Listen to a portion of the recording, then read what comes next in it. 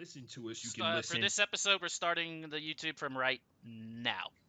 There we go. Yeah, just like we planned. Yep. Starting the episode perfect. from right now. Check us out on YouTube. It's you can just Google, or you can go into the YouTube search engine and go and click on Broke Boy Sports, and we should be the first thing that comes up. We are the logo with the money falling from the sky because you know what? I'm just gonna tease it. We've taken one step closer to buying Fight Island. Yep, we're getting there. Taking one step closer to it. Other things to go along with that, we got the NFL finally addressing the existence of a global pandemic. Good for them. And every other player in the NFL who had to remind them that was going on. We have the NBA is finally back. I've been watching scrimmages for the past 2 days and soaking up every single second of watching NBA basketball again because it fills my soul with just pure happiness and joy. The NWSL is getting closer and closer to its final matchup, its final meeting for the championship, the Houston Dash. I was going to say, Houston. They won that semifinal game against, I don't know if you saw the pump-up speech that the girl gave for the Roses, but that's a speech By the way, they're the Portland Thorns, right? Thorns, the Thorns, not the Roses, my bad. No, but their jerseys. Shout out to Katie Nolan, by the way. Mm-hmm. I didn't listen to sports this week for her podcast is called Sports with a Question Mark. I didn't listen to the podcast this week yet. I'll be doing that a little bit later on tonight. But shout out to her. She put me on to how dope the Portland Thorns uniform is. Mm-hmm. So shout out to them. Houston Dash going to the NWSL championship, and Houston might be coming out of the quarantine swinging, baby. The Astros are undefeated so far, and they shellacked somebody the other night. I want to say it was Seattle, like 15-2 or something like that. But we'll talk about what the MLB's been up to because apparently it's difficult for the Toronto Blue Jays to find a place to play. Martin, I know your backyard probably isn't just down the street from here, dude. Like if anybody in Toronto is listening, there's the Dell Diamond. They literally send Jose Altuve from the Astros and everybody down here. The Round Rock Express. Round Rock Express, the minor league team. Yep. The affiliate, the Dell Diamond. I don't. The only thing is, I don't know if it's like MLB. I will say, Round Rock is AAA, right? Yeah, they're the one stop. The one, yeah. So I don't know if the field will. Shout out to Round Rock, Texas. A beautiful place. I will say that. Even if you're not going there for baseball, the 2 cigar places I've been there have been in Round Rock have been pretty dope. I like it a lot. And they have a Casa de Monte Cristo, which is like becoming the cream of the crop when it comes to cigar places in terms of chain places. But they also have it. Every time I've ever been there, they've held USQ Nationals, which is U.S. Quidditch Nationals, there twice. And it's been beautiful, other than the one time it rained. And it rained out the first 4 games of the tournament, and we all had to stay inside at the hotel. But yeah, Round Rock is a beautiful place. Round Rock Donuts is the place to go. That's the spot you'll see. It's the place you've been seeing on Instagram. If you're one of those people who's always looking for places to go in Texas, Fredericksburg is where you go for your wine. Round Rock is where you go for your donuts. So. Other than that, I'm sure the Dell Diamond doesn't have anybody who's too busy. So especially since they got rid of all the minor league players. Well, here's the thing: they had it was a high school. Never mind. It was like a high school tournament for all the seniors that lost their season. It was like a 1-game farewell thing just the other week, and they the guy who is running Dell Diamond was like, "We want to be the stadium." Well, yeah, they want to be the stadium that every other stadium can look at and be like, look, this is how you hold a game. Because it was crazy what they did with the fans. They let fans in, but they kind of every other different sections were kind of marked spread off out a little bit more. Yeah, dude, it was kind of interesting. And they have the way they had people come in and everything. It was actually it's one of those things that gives you hope. If we're gonna be fucked with this for a while. This is how to do it. At least to get into a small venue. It's not a large venue, a smaller venue place. You know what I'm saying? A concert or something. That's how you could do concerts. But there's a couple of places that are trying to pave the way. I will say this: if we're giving credit to anybody, we have to give credit to MMA, in particular the UFC, which is the first sport that was back. They were off for 2 weeks. And then they figured out how to force their way back into the field of play in terms of getting that revenue, getting that money. Mad respect to Dana White. Whatever you had to say about the guy, him personally, or the way he handles his business, he got shit done during this quarantine, man. And I can't other than the way that he has not been very humble about his victory in terms of he has not been humble at all, which is what the last thing you expect from Dana White, Yeah. especially since he got like $4 billion. He got $4 billion for a company that was literally a busted up old Octagon a cup like less than 20 years ago, and he turned it into a $4 billion venture that is now prominently featured on ESPN on a regular basis, including, sad to say, Martin, Fight Island has come to an end. No. It was a vibe, bro. It was an experience. It was a vibe. But yeah, it has finally come to an end. Fight Island number 3. It's been, dude, each one of them have been really, like, the cards from top to bottom, or bottom to top, really, because you watch it backwards. But it's just been great. It's been an amazing experience. Been a lot of fun. Personally, like, the worst, I don't know which word I'm trying to find. Like, the most interesting thing I think for me is the fact that my least favorite fight so far has been the biggest main event of the whole thing. Every other fight's been great, except for one fight in that entire. There you go, Martin. Thing, just get it out, Martin. Come on. Fight Island's almost over. Fight Island's almost over. Get it out. Just get your disdain for Khabib Nurmagomedov and Kamaru Usman out into the world so they know it. Put it on record.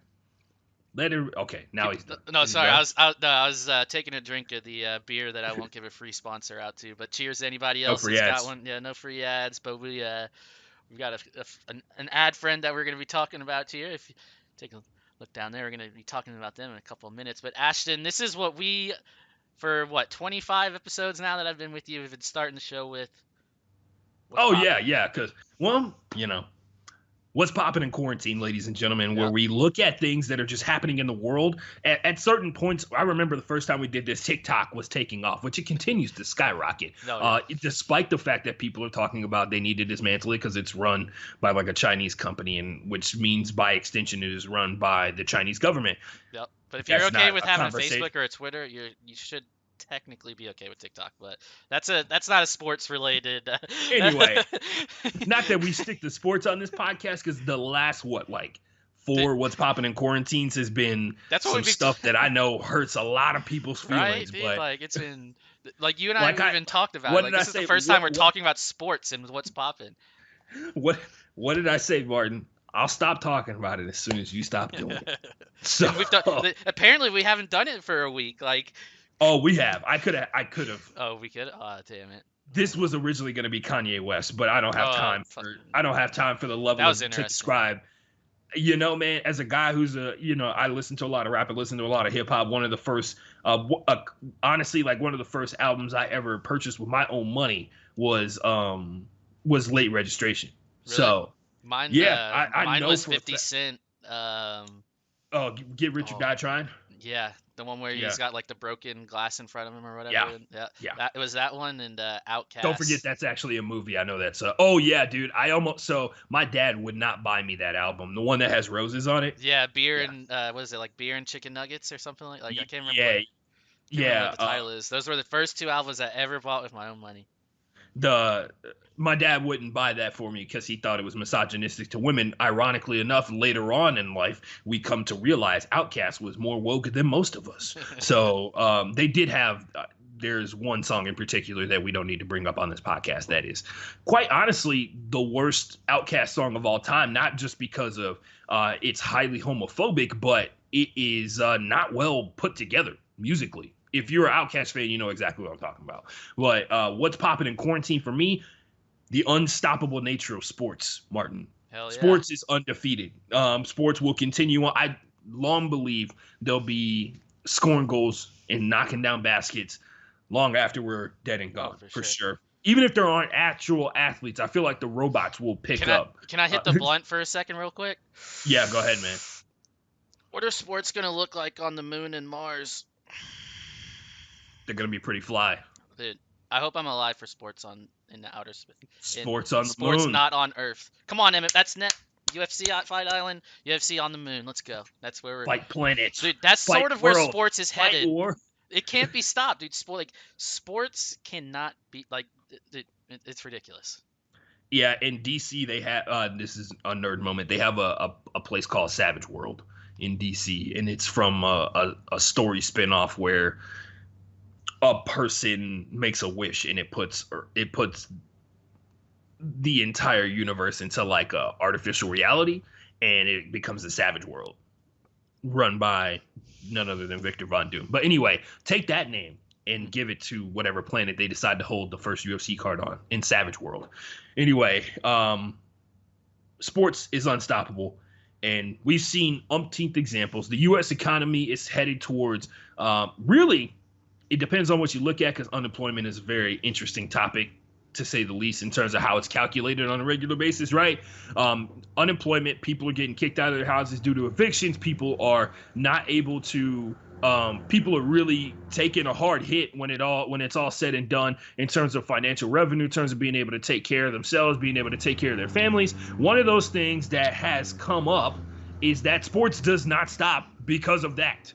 I bring to you my examples to the court. Patrick Mahomes signed for $500 million, which seems like forever ago, but it was actually last week. Mookie Betts, a person that we're going to talk about a little bit later on in this show, signed for nearly $400 million. The NWSL is talking about expanding its league, the National Women's Soccer League, talking about expanding its league to another team, which I think will be its 10th or its 9th franchise, to LA, one of the most lucrative markets in all of America, really in all of the world. And then the other announcement today, Martin, the NHL announced their 32nd franchise. Mm-hmm. And 32nd. Yeah, we can talk. Hey, we can talk about. No, don't give up, Martin. We can talk about everything that went into it, because all I'm saying honestly, is I came underprepared. I should have bought a bottle of Kraken. You know what, man? I'll let that one slide. Also, I feel like Kraken, the rum, because it's rum, right? It's rum. Oh, dude, it's the most delicious alcoholic beverage there's. It's crazy sweet, man. A lot of people like rum because it comes from sugar. So I love Kraken. Release the Kraken. Oh, dude, I love Kraken rum. Sorry. Yeah, the side note is they got to be fumbling over themselves to get on the phone with the Seattle team, right? For like some sort of partnership and deal to go along with it, to get Kraken as like the primary liquor of the team inside the building. I don't know how the rules work for Seattle, but yeah, the NHL's added its 32nd team, the NWSL, a team that had reportedly been losing money. A league that had been reportedly losing money is getting ready to usher in a new group of ownership to start up its next franchise in Los Angeles. Patrick Mahomes, two players, two athletes, professional athletes in two different sports, have signed for damn near $500 million. Sports is unstoppable. I just want to remind you. It don't matter if it doesn't matter what's going on in the world. It's always time to make this money, and sports has proven that time and time again. It's a crazy sentence to say, Ashton. One athlete from different sports could combine at the end of their contracts to have almost $1 billion. In terms of career earnings, for sure. And just two individuals in sports. By the way, Martin, that's not including off-field endorsements. Exactly. Because if we remember, Patty Mahomes has a deal with Heinz ketchup. So just putting it out there, man. That's a lot of Skrilla for one man. Yeah, I agree, dude. Yeah, man. That's all. Like, the other thing I just wanted to remind you, while the whole world is burning, sports is like, it's time to keep on turning. Oh yeah. It's time to keep cranking out these dollar bills. Dollar bills. I just want you to think about this. There's a team right now that has been under immense fire for decades, and is now in the process of changing their name after it being deemed to be a racial slur. It is a racial slur, right? Think about this. They're going to make money from changing their branding. Mm-hmm. The value of the gear from times now past, because we moved on to a new era, and we'll talk about that, is going to be more valuable, right? The value of the new merch that comes out, including this season where they have like the filler name, which we'll talk about a little bit later on. Next season, when they unveil the entire new lineup, the entire new uniform, the entire new name and everything like that, they're going to make money. That's what their punishment is for having been so insensitive to a group of people who this country has been pretty rude. I mean, absolutely disgusting to, right? For a long period of time. That's their reward. Millions of dollars in merchandise sales. Ashton, we got a question coming Tons in of here attention on TV. from What's up? we got a question coming in from Olympic Thunder. Wants to know, what about the NCAA so-called losing games? Yeah, man. So we've talked about this. The stress is high in terms of the stress level is high because college football has so many things that interwove in terms of how the money is made, because we're talking about boosters giving up money to programs, but we're also talking about the overall value of an individual university if you just take away an entire year's worth of revenue that they didn't calculate for not having, right? Mm-hmm. That's massive because it starts to affect people who it shouldn't affect. We're gonna be in a similar situation with like the Penn State situation with Penn State when we had Sandusky and the horrible things that he did to those young men. I don't think there were women involved with that, but those young people that were involved with that situation and the child molestation. There's gonna the consequences affected Jerry Sandusky in the sense that he's going to jail, and surprised that he's still alive, but he's going to jail. Yeah. And then the school got punished, and ironically, the problem is the school got punished, and the group of people who took the hardest hit were the people who had nothing to do with the situation, and that's the players, right? Because I can guarantee you, man, that's how this is all going to shake down. It's adults versus children. When it all shakes out, the adults are going to make sure that they don't feel this is. They're going to make sure that they don't feel this at all, or as little as they possibly do, which means that the people who can't defend themselves are going to take the brunt of the problem. See, right now the conversation I think in the MCA rooms are going is, where do we set the line of, all right, so marching bands have to be there. Cheerleaders for college sports, marching band has to be there. Cheerleaders have to be there. So how much of like the pie, because each state is gonna have a different pie of like how many people you can be in a fucking stadium. So like they're fucking arguing right now. Where's the line of allowing too many people in and also looking like you care about how many people actually get sick? Because like there's a line of crossing, like, all right, if 10 people get sick going to a game watching Alabama versus Auburn, will you take that and allow a bunch of people in, or would you like not allow a bunch of people in and only have one or two people get it, type of thing? Like where's your threshold at? Like each school is literally discussing like where their threshold is How of many bodies, allowing people in. how many dead Yeah, people like is this money worth? like it, Right? like, well, not even dead people. It's just like people getting this, but yeah, dead people at the end of it. Like, but at the same time, it's just like people getting it, and like, because all you hear about is slowing the spread. So like, if you're actually concerned with slowing the spread, they're really like, all right, well, I'm concerned with slowing the spread, but I'm also concerned about the fact that like we're about to lose millions of dollars because football, as we've started this segment talking about, sports runs everything. Like, isn't it like 70% of schools in the NCAA's whatever get their money from March Madness? Isn't it some weird? Yeah, so that's so once again, right? Like we talk about the situation, how college is different from the pros, right? Mm-hmm. The pros is first of all evenly spread across the entire scheme of the thing, right? Like no matter what happens, like there are teams in the NBA. We found out a couple years ago, some emails got linked, and I believe leaked to Adrian Wojnarowski. Of course, leaked to Adrian Wojnarowski, right? Leaked. By the way, hashtag free Woj. He's still not out of his suspension, Martin. I think today marks 2 weeks. Oh wow. So, yeah, free Woj. Anyway, the thing that the emails revealed is that there's like 8 teams in the NBA that lose money every single year, or lost money lost money in like 2016. You can look it up. I don't have it right in front of me, but I just remember looking back and being like, well, how are they going to say that they made money? And I was like, well, the net cast so wide, the Lakers make up for the $5 million that the Timberwolves lost, right? That's not the case because that's not the case with every single college. You look at, so Martin, we look at every single conference, right? in the SEC, you know pretty much every single team that's in there, right? In the ACC, we know every single team that's involved with that, right? Despite the fact that we know for a fact that there are such things as football and basketball schools, right?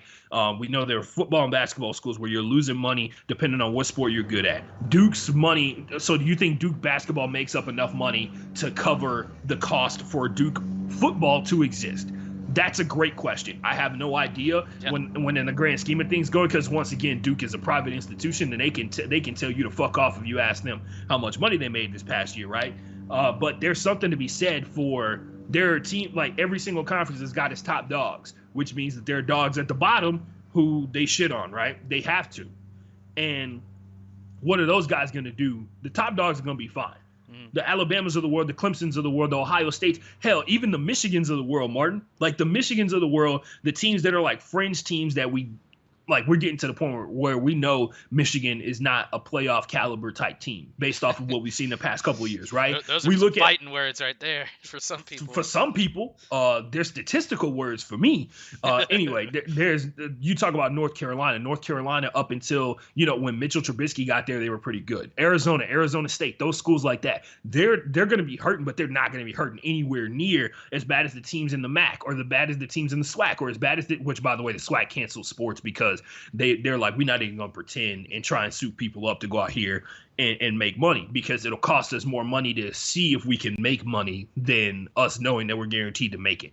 And that's the SWAC is a whole conference of small dogs, right? They're a whole conference of underdogs. There's no way you're looking at SWAC football and you're like, well, you know what happens if you play good enough in SWAC football, one of y'all gets to go to a bowl game.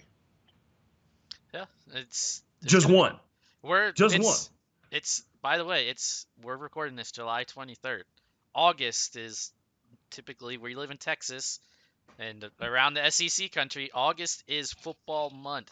That's when everything starts getting riled up. We just saw, what was it this past week? The Texas UIL. Yeah, man, don't even get me started on goddamn. Shout out to my guy, Matt Stepp. He is the dude when it comes to covering Texas high school football. So if you're a Texas high school football person, or if you're a sports fan and you need to know what's going on inside the state without having to put too much effort into learning what's going on inside the state, you should definitely follow Matt Stepp. He is verified on Twitter because that's how good he is at covering high school football. Matt Stepp, he's been very kind to me. He's also made fun of me for playing Quidditch. He's interested. He's just jealous. That's what he is. But anyway, Matt Stepp is great at covering high school sports. He's been taking the brunt. Him and his name escapes me, but he works for the old coach. But yeah, Matt Stepp has been taking the brunt of all these like Texas high school football fans. They're like, well, I don't see why they're shutting everything down, kind of deal. So yeah, like you were saying, Martin, UIL announced new guidelines, right? And it's the guidelines are. Yep, everything's moved back. The guidelines are not, hey, let's go out there and play ball, guys, and see what happens, right? It's just like everyone's playing a wait and, or at least in the high school for them, it's just like a wait and see. Let's just keep pushing it back. We have the technology. Like, imagine if we didn't have the technology to do in like virtual schooling. Like this is. Imagine now, Martin. Let's be for real. This would be difficult even if we were doing it 10 years ago. Oh yeah, for sure. Could you imagine, dude? Like when we were in school, like video chat sounded crazy, bro. If my teacher told me to go home and get on the computer at home to do my work, dude. Kids, stay in school, do your homework. I would not be fucking, dude. I would not in a million years have been sitting at my computer for half those fucking classes. And to be honest, now the way things are set up, most of y'all can go to the beach and be at class. Right, dude? You can just get on your phone, just tune into Zoom. Tune into Zoom from the beach. What they gonna tell you? Go home, right?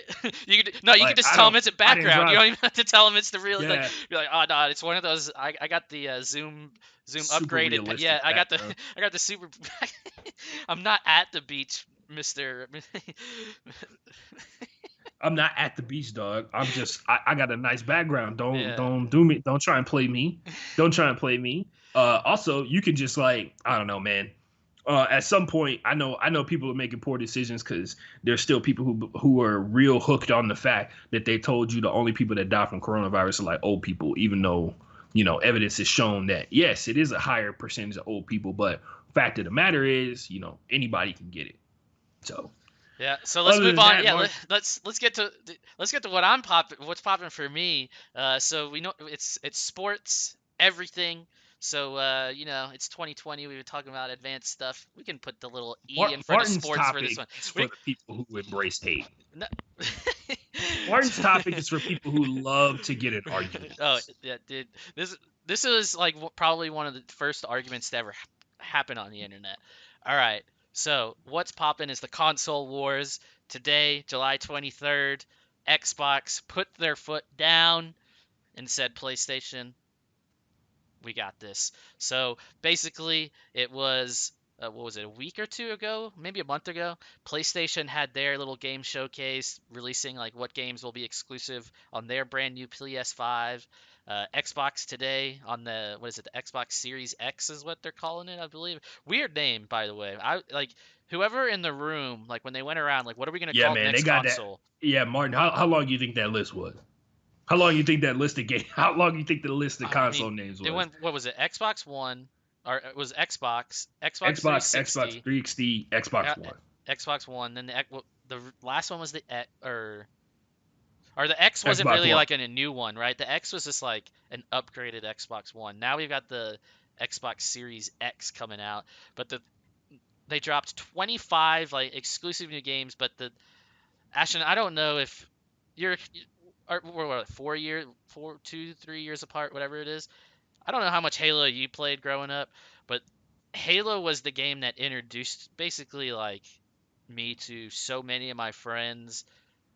Just like I love sports, but gaming like gaming is a close second, and Halo is like the main reason. So for to see them come out with like another game in 2020 when like dude like Battle Royale has kind of taken over the market of gaming, to see Halo come out now and like give us boomer gamers something like that's not a battle Because that's royale, dude. exactly what the hell y'all are, man. Dude, that's Y'all what are we're the straight. old like.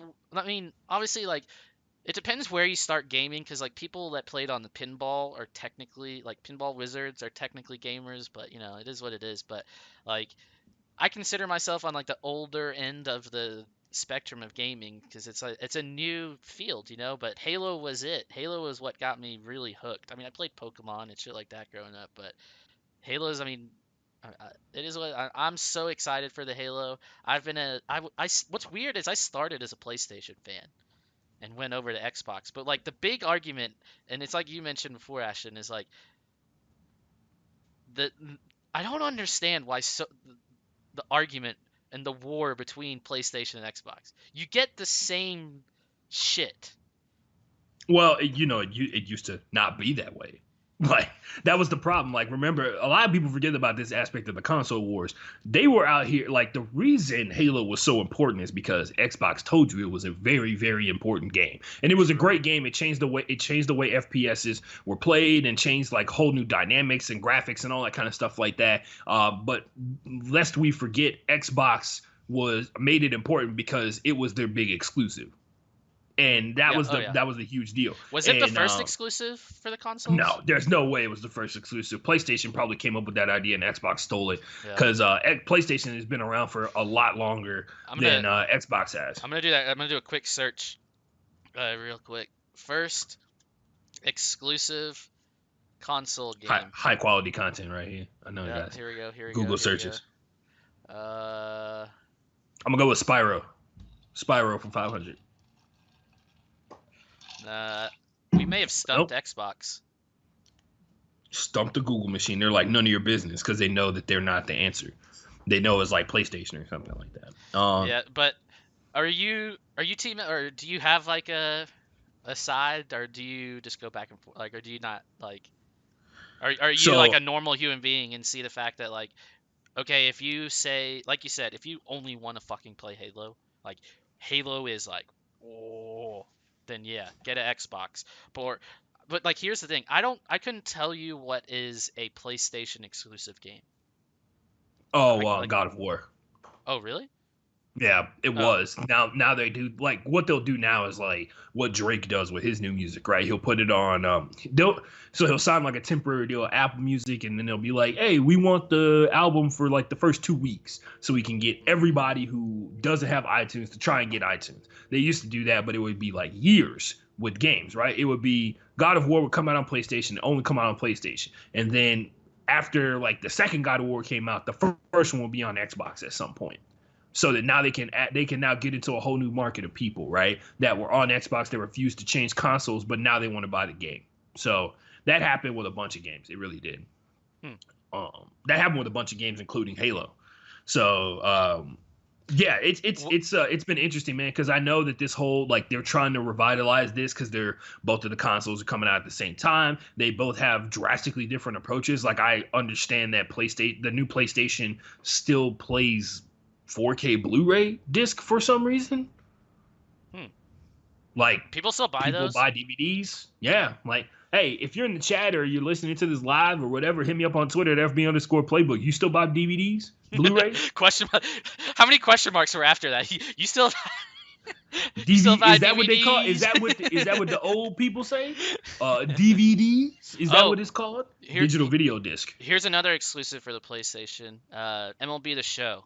MLB The Show. Really? Yeah, that one.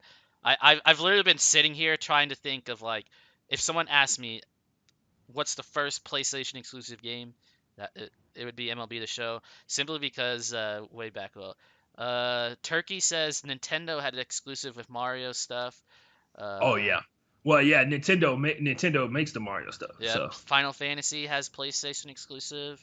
And then Olympic Thunder said, yeah, he agreed with you. God of War. Warzone came out, showed how PC users can see. Warzone. Oh my God, that is so old, man. Um, Gosh, dude. Who's so? Yeah. So yeah, that's Martin's what's popping in quarantine. You got Yeah. anything else for the console wars? No, that's it for that one. I Yeah, the just I console just wars find are it back, funny. guys. Be happy. They're back, and Now I you have find it more funny. things to argue about on the internet. Hell yeah, dude! It's like the Jordan LeBron debate. It's like, dude, it's like Guess what? The answer is yes you're both on gonna both be of those. right.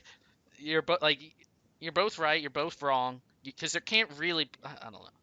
Are we really gonna go into? There can't really be a. We're not. We're not. Nope. We don't do that here. We don't engage in the LeBron versus MJ discussion. Yeah. Okay. Cool. All right. Because we could talk about how LeBron James, we could talk about how Michael Jordan played against a bunch of crackheads when he was playing in the league. But anyway, Hey, yeah. LeBron Anyway, James we're plays moving on. against a bunch of stoners. That's true. That's true. He plays against high functioning stoners, right? Yeah. So yeah. Yeah. Speaking of which, they've Let's been get talking to. about your boy Sean. They've been talking about your boy Sean O'Malley a lot. Dude, they're trying to hype him up. He's on one of the cars that's on like the mainland. That's not on Yeah, the in island. August 12th, I Yeah. believe. He's on the Cormier Stipe card. Yeah, he's the first fight on the main event, or like not the main event, the main card. Okay, I was gonna say on the fucking like the No, very no, no, no, first fight. I was like, no. goddamn. He's the first fight on the main card. I was gonna say that's a huge drop off. Like, gosh, man. No. Uh, Ashton, another staple of the show that you have built up over 83 episodes. Best of the best, worst of the worst. yes. Give it to me. So this whole show builds itself on being the best and the worst that sports has to offer every single week, and we never disappoint. There are truly horrible and amazing things that happen in sports every single week. Best of the best goes to the 2017 Australian Open champion, Olympia Williams, and her mother and her mother Serena. So all right, Because Ashton. if you remember, yeah, I was gonna say, do you remember that, Martin? Do you No. get the joke? No, I read through it. All right, so I read through. Ashton and I have a little. I'll bring it over so you guys can even see it, like how a little insight. So we have a little thing here, like a rundown. It's in the biz. It's called a rundown. All right. So Ashton and I, we come in and we kind of like put our like what we want to Hey, talk Mark, about. can I interrupt you real quick? Go for it. It's opening day, and it just wouldn't be baseball if there wasn't a rain delay. Oh, nice. Well, cool. For which game is it? The Yankees and Yeah, probably. Nationals. Oh, by the way, Juan Soto tested positive for coronavirus. Yeah, I saw that, man. Hopefully he's all right. Shout out to Juan Soto. Hopefully he's gonna be all right, man. Yeah. But when Ashton sent this and I read it, I was like, 2017 Australian Open champ Olympia Williams listed as investor new women's soccer league team. I sat here and I was like, Olympia Williams, is that the really young girl that No, won? that's Naomi Osaka. Okay, so yeah, I was like that. I was like, her name wasn't Olympia Williams. And then I sat here, I was like, didn't Serena win? Like, was she pregnant? Yeah. Is So Ashton talking? that was the that, joke. So the that's how 2017 my brain Australia. works. Literally, like if you go inside here, literally like how. But yeah, so That's how it. Hey, at least you pieced it together. There's a lot of people who wouldn't have got that joke at all. yeah, Because they try and pretend like tennis isn't a cool sport. It's just not cool for you. It's cool for other people. 2017 Australian Open champion Olympia Williams, because Serena won the 2017 Australian Open while she was pregnant with Olympia, so therefore she's a champion as well. They also released what was it? She posted on Instagram her playing tennis with her daughter Olympia, and they were both in the same outfit. And what was it? The forgot what league, whatever league is whatever governing bodies over the Australian Open quote tweeted, and they were like 2017 Australian Open champs, and it was both of them. So I like that. I like that perspective on it. But anyway. Only in women's sports can you have be born a champion, literally born a champion. So 2017 Open Olympia Williams, Australian Open champ, is listed as an investor for the new NWSL LA team, which, by the way, Martin, I don't know if you saw this or not. I read an article about it. There was a venture capitalist woman who, literally, the story goes, she went to the Olympics a couple of years ago and she was trying to find a shirt to represent for the Team USA women's squad. Looked around, asked everybody in the building, asked everybody around, eventually found them. Took way too long for her to find them. And then when she did find the jerseys, they did not have their names on the back of them. Jeez. Which is brutal, right? Because they're like, I was like, if any of these teams, if we go to the Olympics, there's two teams we count on winning a gold medal for us, right? It's women's soccer and the basketball team, the NBA like our NBA powered basketball team, right? And they don't have their names on the back of their jersey. She took offense to that, as she should. Yeah, I was about to say, what is this, the 1950s football team? And the coaches said, no one's allowed their name on their back of the shirt. Too much glory for one man. We're all a team. There you go, Penn State, more like the state Penn. As one YouTuber used to say, I miss that guy. He used to do like really corny ass raps that were really good. He had one quote where he was just like, Penn State, more like the state Penn, and he's like, never gonna be able to beat Michigan or something like that. Anyway, literally, Penn State walks all over Michigan. Anyway, moving on. NWSL team is coming to LA. The investment group features Olympia Williams, Serena Williams, naturally, her husband, who, if I recall, Martin, she's married to a guy who founded, what website was it? What website was it? It was some famous website. Look that up for me, Martin. Let me know. I thought you were joking. It's Reddit. There you go. Yeah, there it is. I thought you were like joking because it's so well known. No. Yeah. Serena's married to the guy who founded Reddit, whatever that means to you people. Whatever that means. And their daughter is also listed as an investor. Another key name, Abby Wambach, and then quite possibly the woman who propelled soccer in America to a height that got it to the point where we know who Pulisic is, or that sparked the creation of one Pulisic. Mia Hamm is also an investor, the true legend of the game there. Mia Hamm, one of the greatest soccer players in the history of this nation, who, iconic for taking off her jersey and doing the power slide with her sports bra on, which, by the way, that bra is like in a Hall of Fame somewhere from the last thing that I heard or whatever.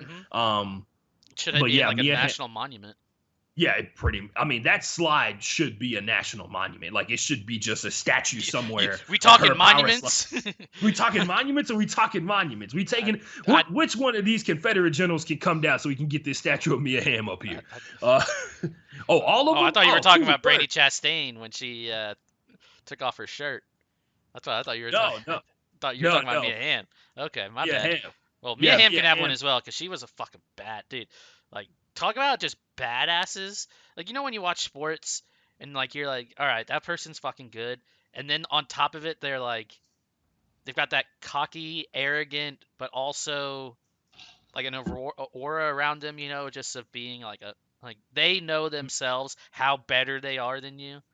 One Mia of those Hamm type. epitomizes the phrase, "If you come at the king, you best not miss." Oh yeah, for sure, for Because sure. if She you was do, so she gonna let you know. Oh, dude. She was so as like it's if you don't know soccer or like if you don't learn soccer well, it's like something you don't notice, but like her precision of everything was just it was crazy to watch.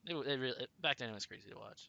that's how you become a world champ like Mia Hamm, baby. Fuck You yeah. do it good enough, you become a champ like Mia Hamm. Anyway, I just thought it was like when I saw that article and it said Mia Hamm's name, and I was like, so the woman who propelled soccer forward in America, like overall, regardless of gender, men and women, propelled soccer forward in terms of gaining national attention, in terms of making a way for the women who now represent America, who are great, just like Mia Hamm is, right? Just like Abby Wambach is, right? Hmm.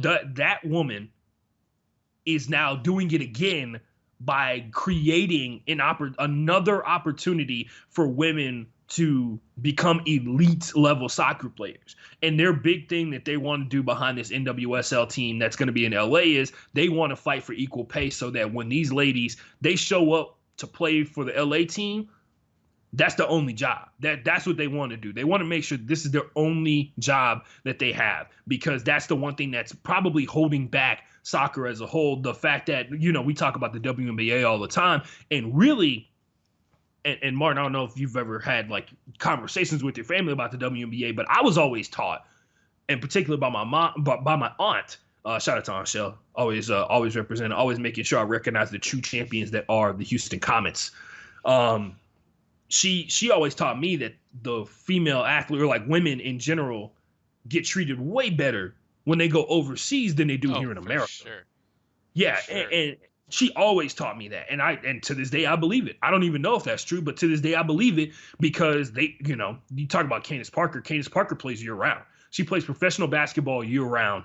Same thing with every other WNBA player. Plays year round in the Euros and then comes here to America for like a couple months to try and push the sport forward. And one of the biggest thing that's holding back soccer, and once again, you talk about the comparison between the men and the women, and we can get into that discussion some other day. But the women's side of it, the money has been holding them back from becoming just full-time athletes, which would propel them forward into a stratosphere that I don't think a lot of people are ready for, because that could become like if you think about every single woman that's on Team USA becoming a full-time professional soccer athlete, we're talking about a dynasty, right? Like a decade of just absolute dominance where they are unquestioned the best team when they step onto the field. Ashton, while we were talking there, we had a new follow. Gonna give it a little shout out here on the twitch.tv/Broke Boys Sports. I'm gonna get this one wrong. Monsieur Sandoz. I probably said that so wrong. But thank you for joining us. Thank you for following. Yeah, this is the Broke Boys Sports Podcast. He is Ashton G. Lewis. I'm Martin Pape. And thanks for joining us. Thanks for following us. That's Ash, best. Yeah, that that's best of the best, man. What do you got for worst of the worst, Martin? so on it like it's I had to sit here and think of something bad. I mean, I've been kind of busy uh, streaming and losing my life to Grand Theft Auto the past week and a half. But the thing that's ticked me off the most scrolling through the timeline, I think, is the census I'm getting from some people that sports are back because today is opening day for baseball, and I and I want to and people who have watched this show and probably know Ash and I know baseball is probably not our number one sport. Um, but Depends on the time of the year. yeah, like we're both from Houston, so we know what it's like to win a championship when our team gets to the World Series, unlike the team from Arlington up north in Texas. You know, it, Hashtag fuck Dallas. but I've seen it. I haven't seen it a lot, but it's pissed me off. So that's why when it comes to the worst of the worst, it's pissed me off that people are saying sports are back today with baseball starting. Like, Been back. Been back. bro, we've been going since March. Like, if you're, I understand if you're just a baseball fan, Yeah, you can't and even let's say be sports are back. your right, Martin? We all baseball's live back. in different sports pockets, right? Like we Oh all yeah. even this podcast, we are unique in the sense that we even recognize that soccer is a sport. Oh, Um, come on. It's the best sport in the fucking world. okay, well, we're all entitled to our opinions. I respect the hustle. I respect the game as a whole. But the fact that we even talk about soccer on this show on a regular basis is a drastic change from a lot of the podcasts that are put out there into the world. So everybody's got their own sports bubble. Some people are weird. Most people are big fans of the Big Five, I'm pretty weird. Big Four. We can have a discussion. Big Four, of course, Yeah, NBA, MLS. NHL, I wouldn't MLB, say MLS is and big. Like, oh, I was not talking about the MLS. I was talking oh, about the UFC. oh, So, yeah, no, not even close, right? Like, yeah. come on now. If we're We if can we're have that. I don't do lists, but if we're making a list, soccer is in like the second part of the list. Well, yeah, in America for sure.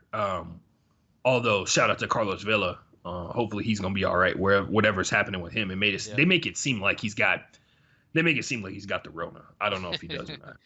Maybe. They really do because they're being like super mysterious about like where he is because he's not there for LA, right?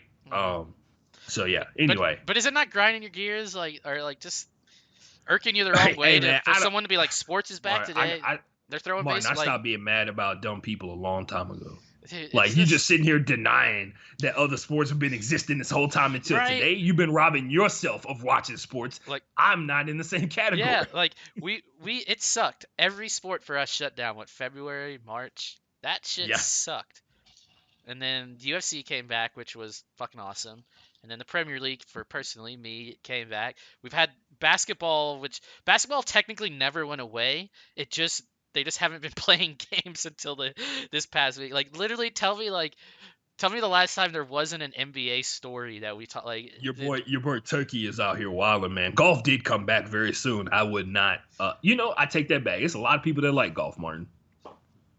Is golf a sport? Golf is definitely a sport.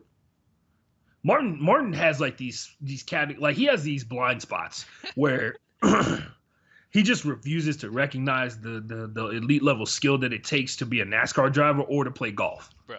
And once again, Martin, how many times have you played golf? Does Top Golf count? No. So Martin's never played golf. Do you see the connection? The two sports that you diss on the most on this show, NASCAR and golf, you've never played.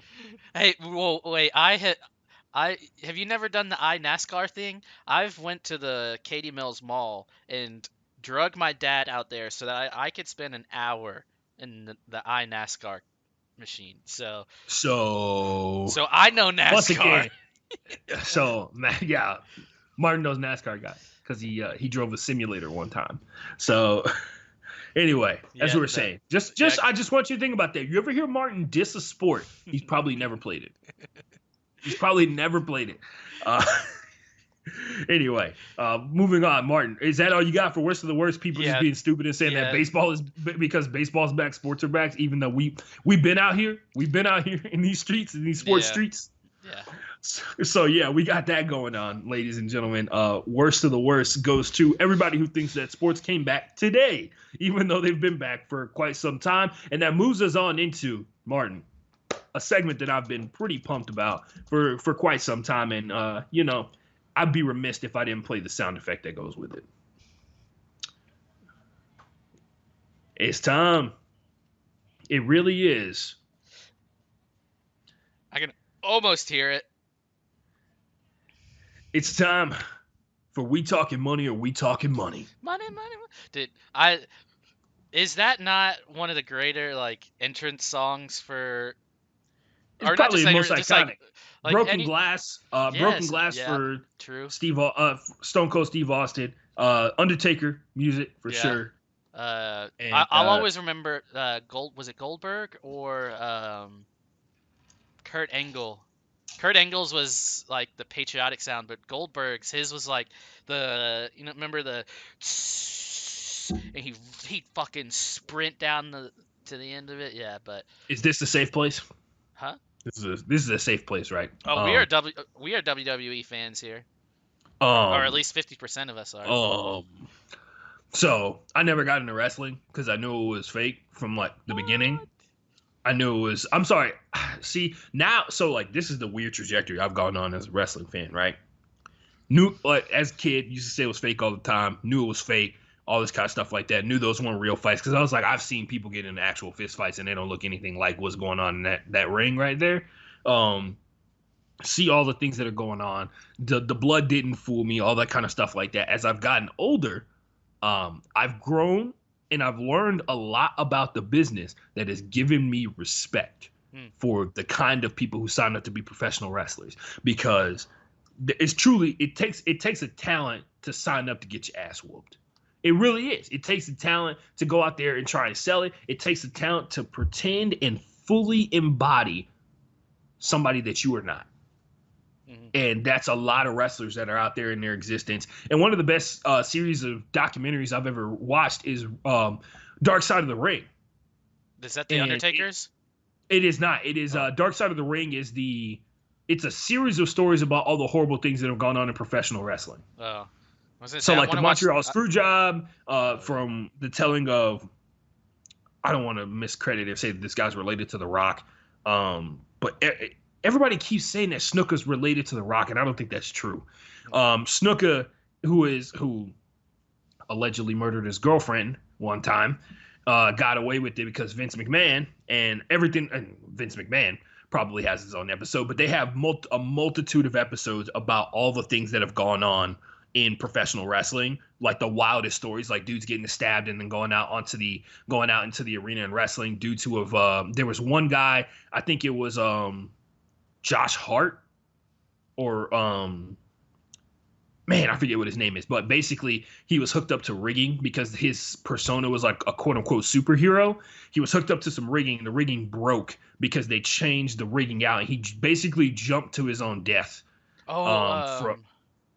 Now that you're talking about it, wasn't it one of the Hart Owen brothers? Hart. There you go. Turkey knows. It was one of the Hart. Turkey Turkey with the save there. Owen Hart, the Blue Blazer, jumped to his own death because the rigging snapped.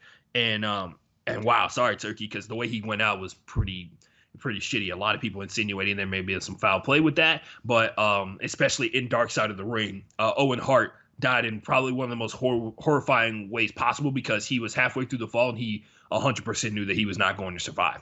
So that happened during WrestleMania, if I'm not mistaken.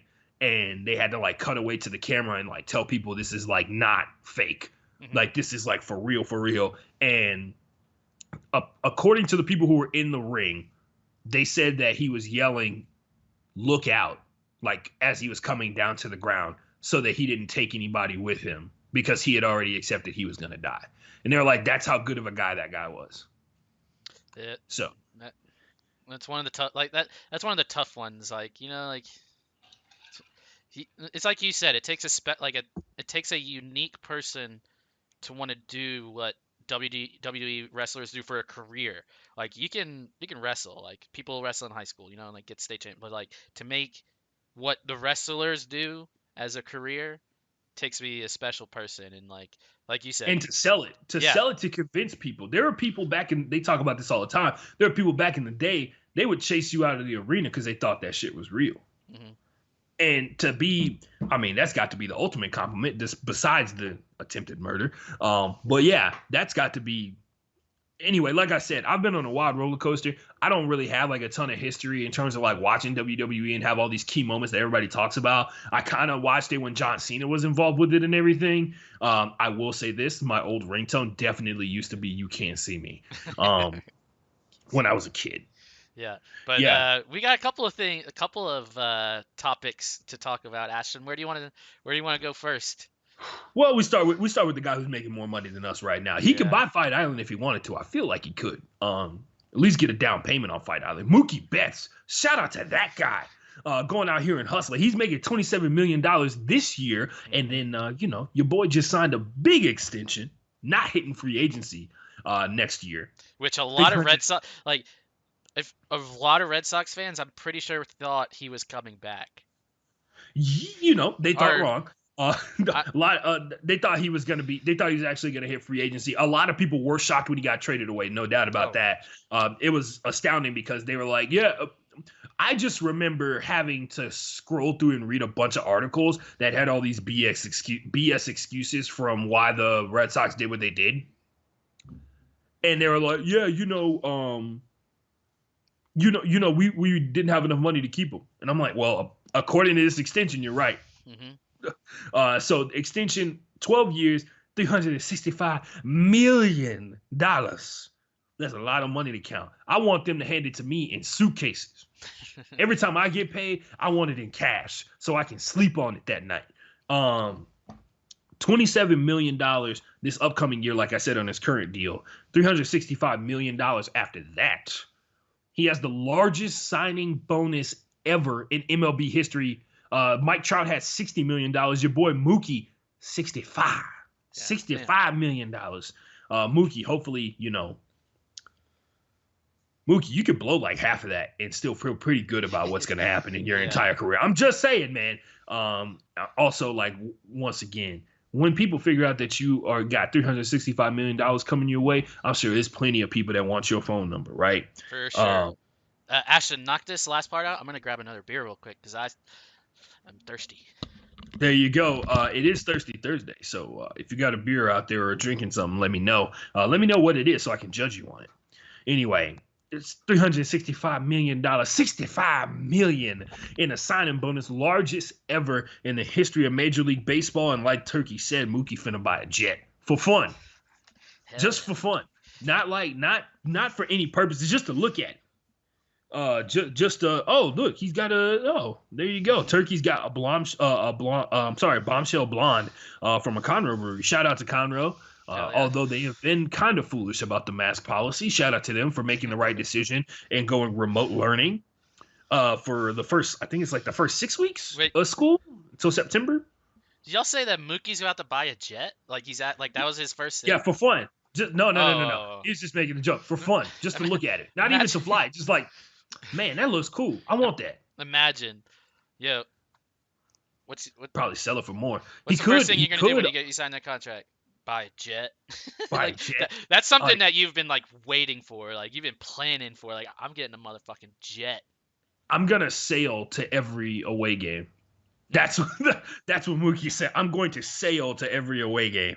I'll see you guys when I get there. Anyway, other stuff. Apparently, LeBron James autographed rookie card went for like $2 million. So maybe Mookie can get a couple of those. Yeah. So yeah, good for Mookie. Other stuff, and we talking money. I'm trying to make sure I get this right. Us. Before we get into it, and Ashton, I've texted this to you. Before we get into it, it's I would say 60 to 75% Ashton when we say us. 60 to 75% Ashton when we say us. Because this man, this is episode 83. I've been here since 61. We can't remember exactly what the number was when I first joined. I've been here about 20 episodes. So for the past 83 episodes, this man has been sitting down, talking the shit, shooting the shit about sports that he cares about and giving his opinion on it. And as his co-host, I can proudly say he has his first advertiser/partner. Ashton, it's the podcast. It's us, man. Don't do that. I can't do directions right in the camera, but if you want to point, I don't know which direction. Okay, if you want to point your right towards your right hand shoulder, a little up and down. No, other way. No. Okay, no. Well, anyway, I'm sure this is great for the people on the podcast. This is great for a first announcement. This is going great. There you go, right there. You see that where it says Code Broke Boy and then the company that is next to it right there, Thrive Fantasy. Go on your phone, go over, and give me 1 sec. Ashton, you take it away because I have got a nice little graphic that we're going to move to here.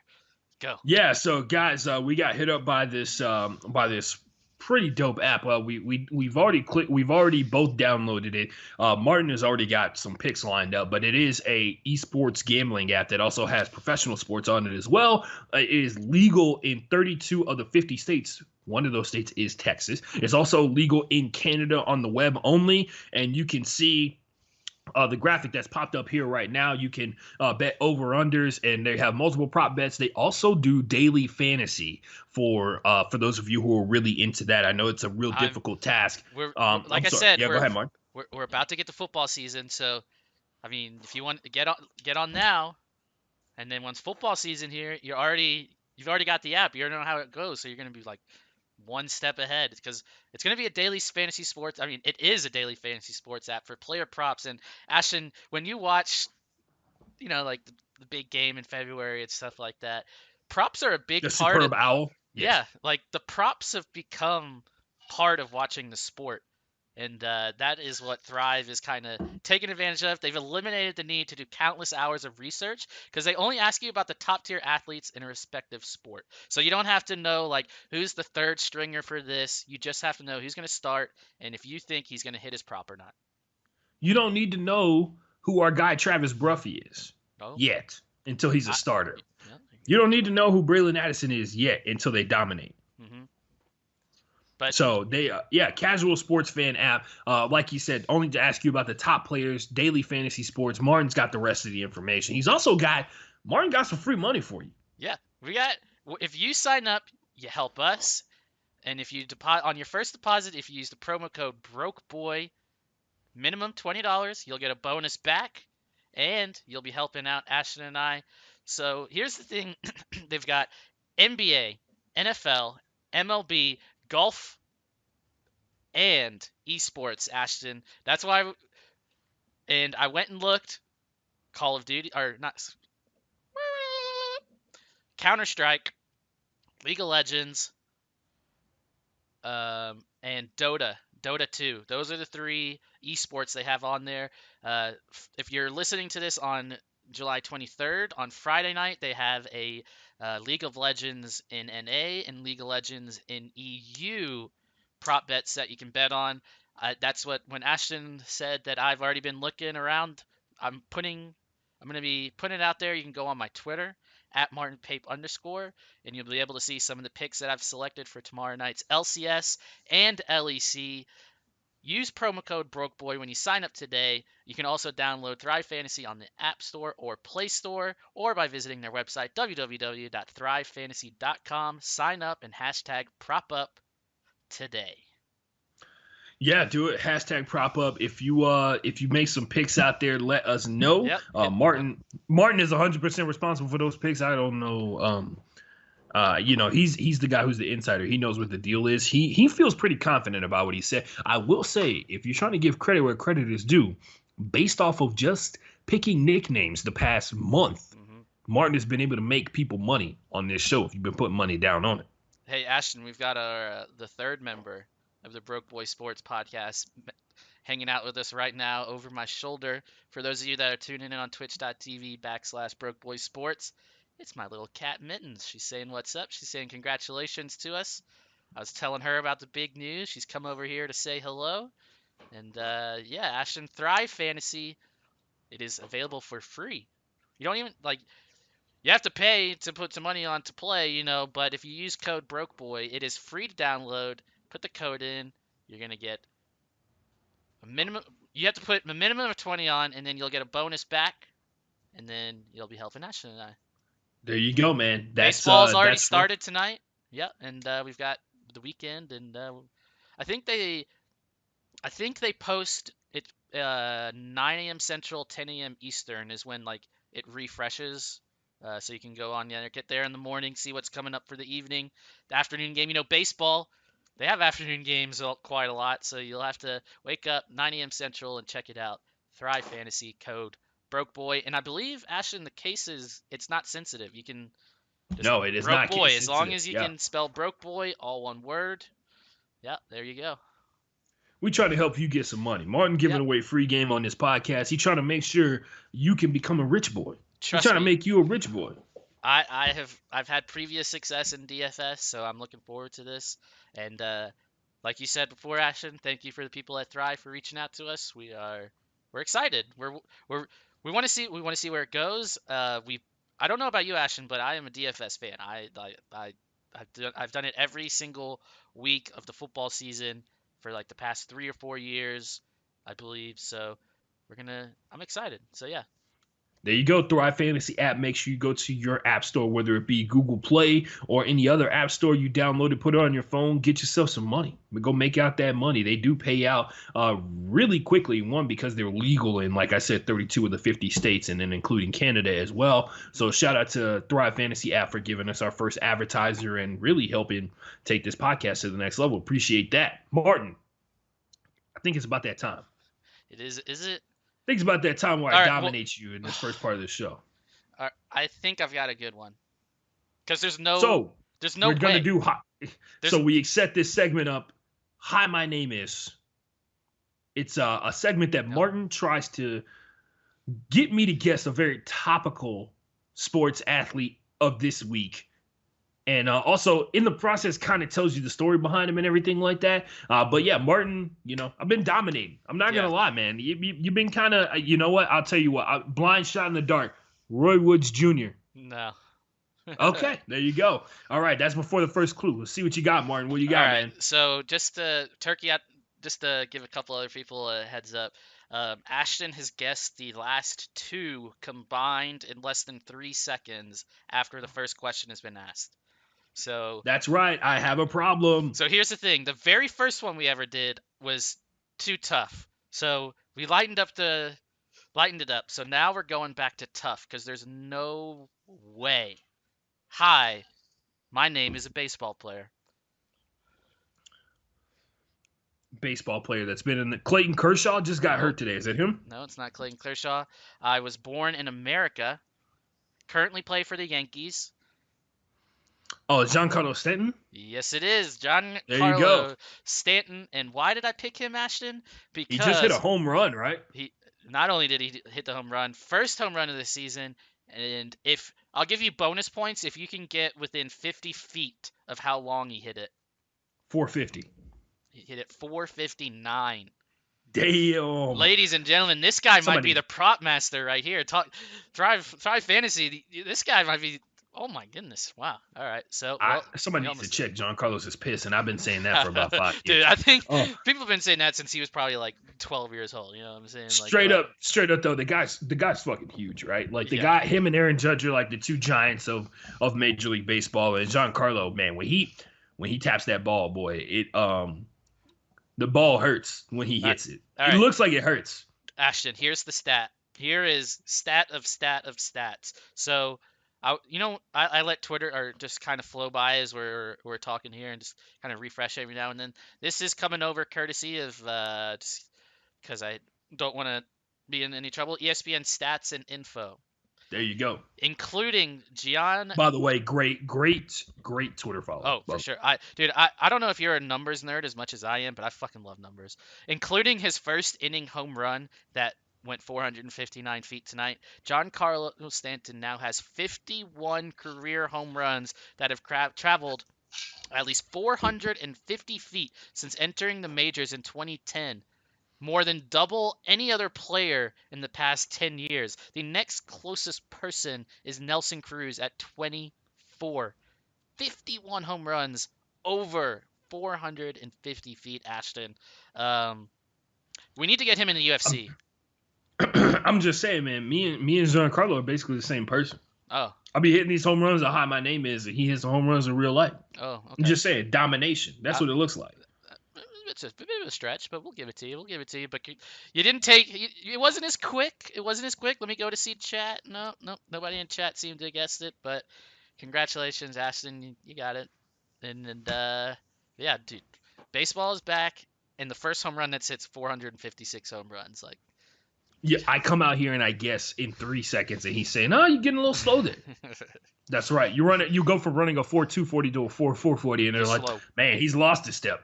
Yep. He's lost his step. That's Did you see that video of Terrell Owens and Tyreek Hill? Yeah, man. A lot of people took the wrong thing away from that video. Terrell Owens, Tyreek Hill, and some other kid who I'm assuming is related to T.O. or Chad Johnson, because Chad was there as well. By the way, follow Chad Johnson on all forms of social media. He is fucking hilarious. Yeah. He's got this thing right now where he is lying about his age, Martin. I don't know if you've seen this or not. No. He keeps saying that he's 52 and he's 42.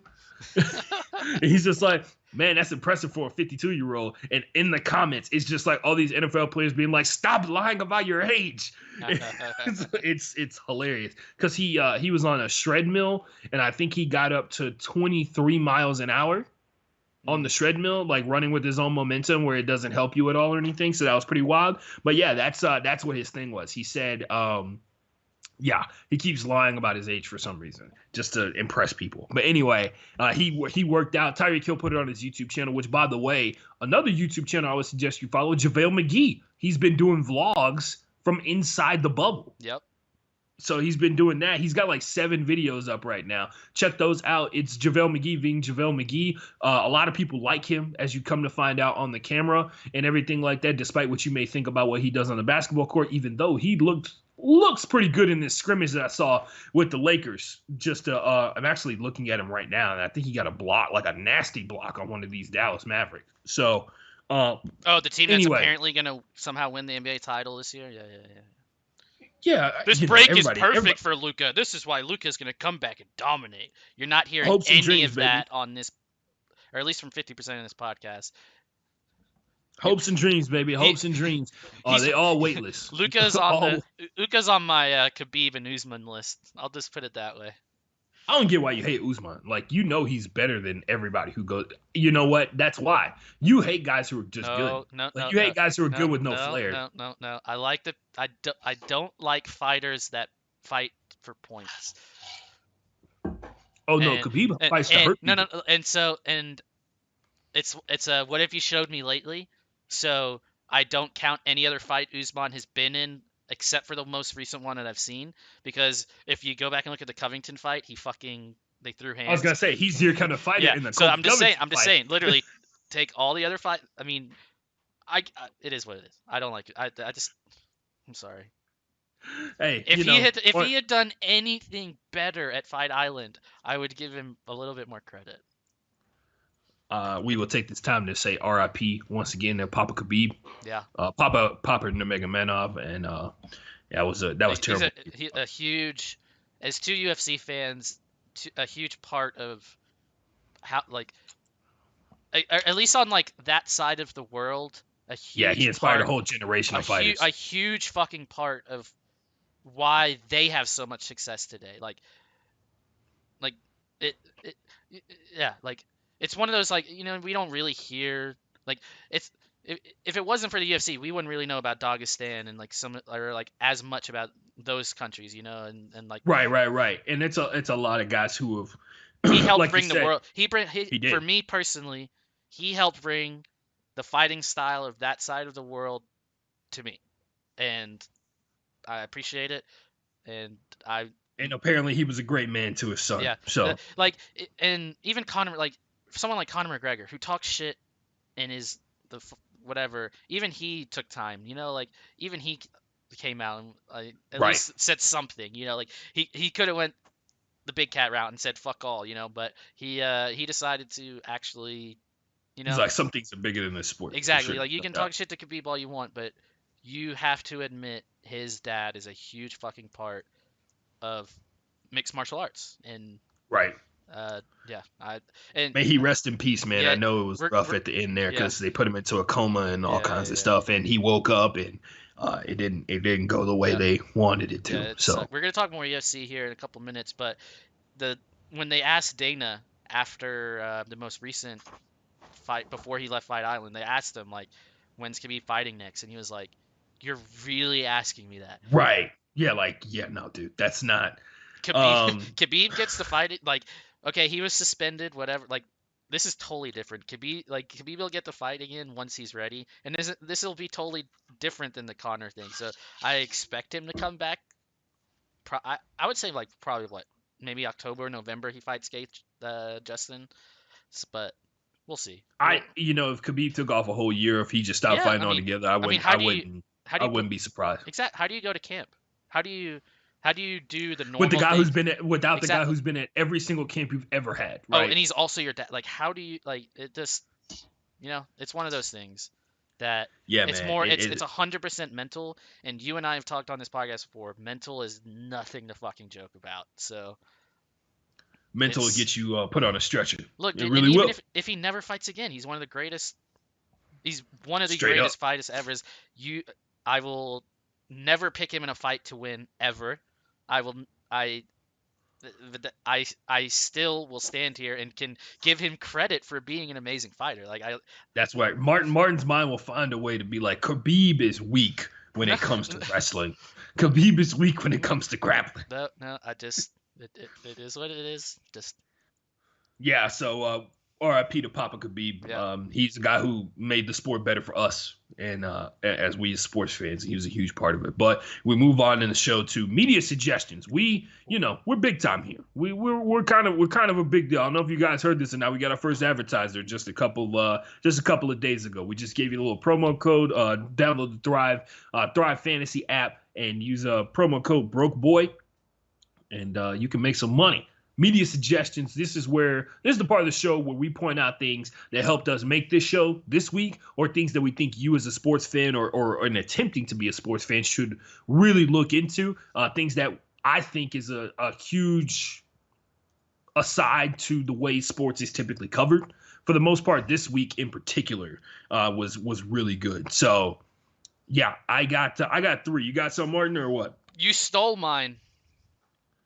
Which one? Heavy metals? Yes. Yeah, heavy metals is like, I don't get how that's not gonna be I don't get how that's not like a full-fledged 30 for 30 like video wise. But yeah. I'll start off at the top.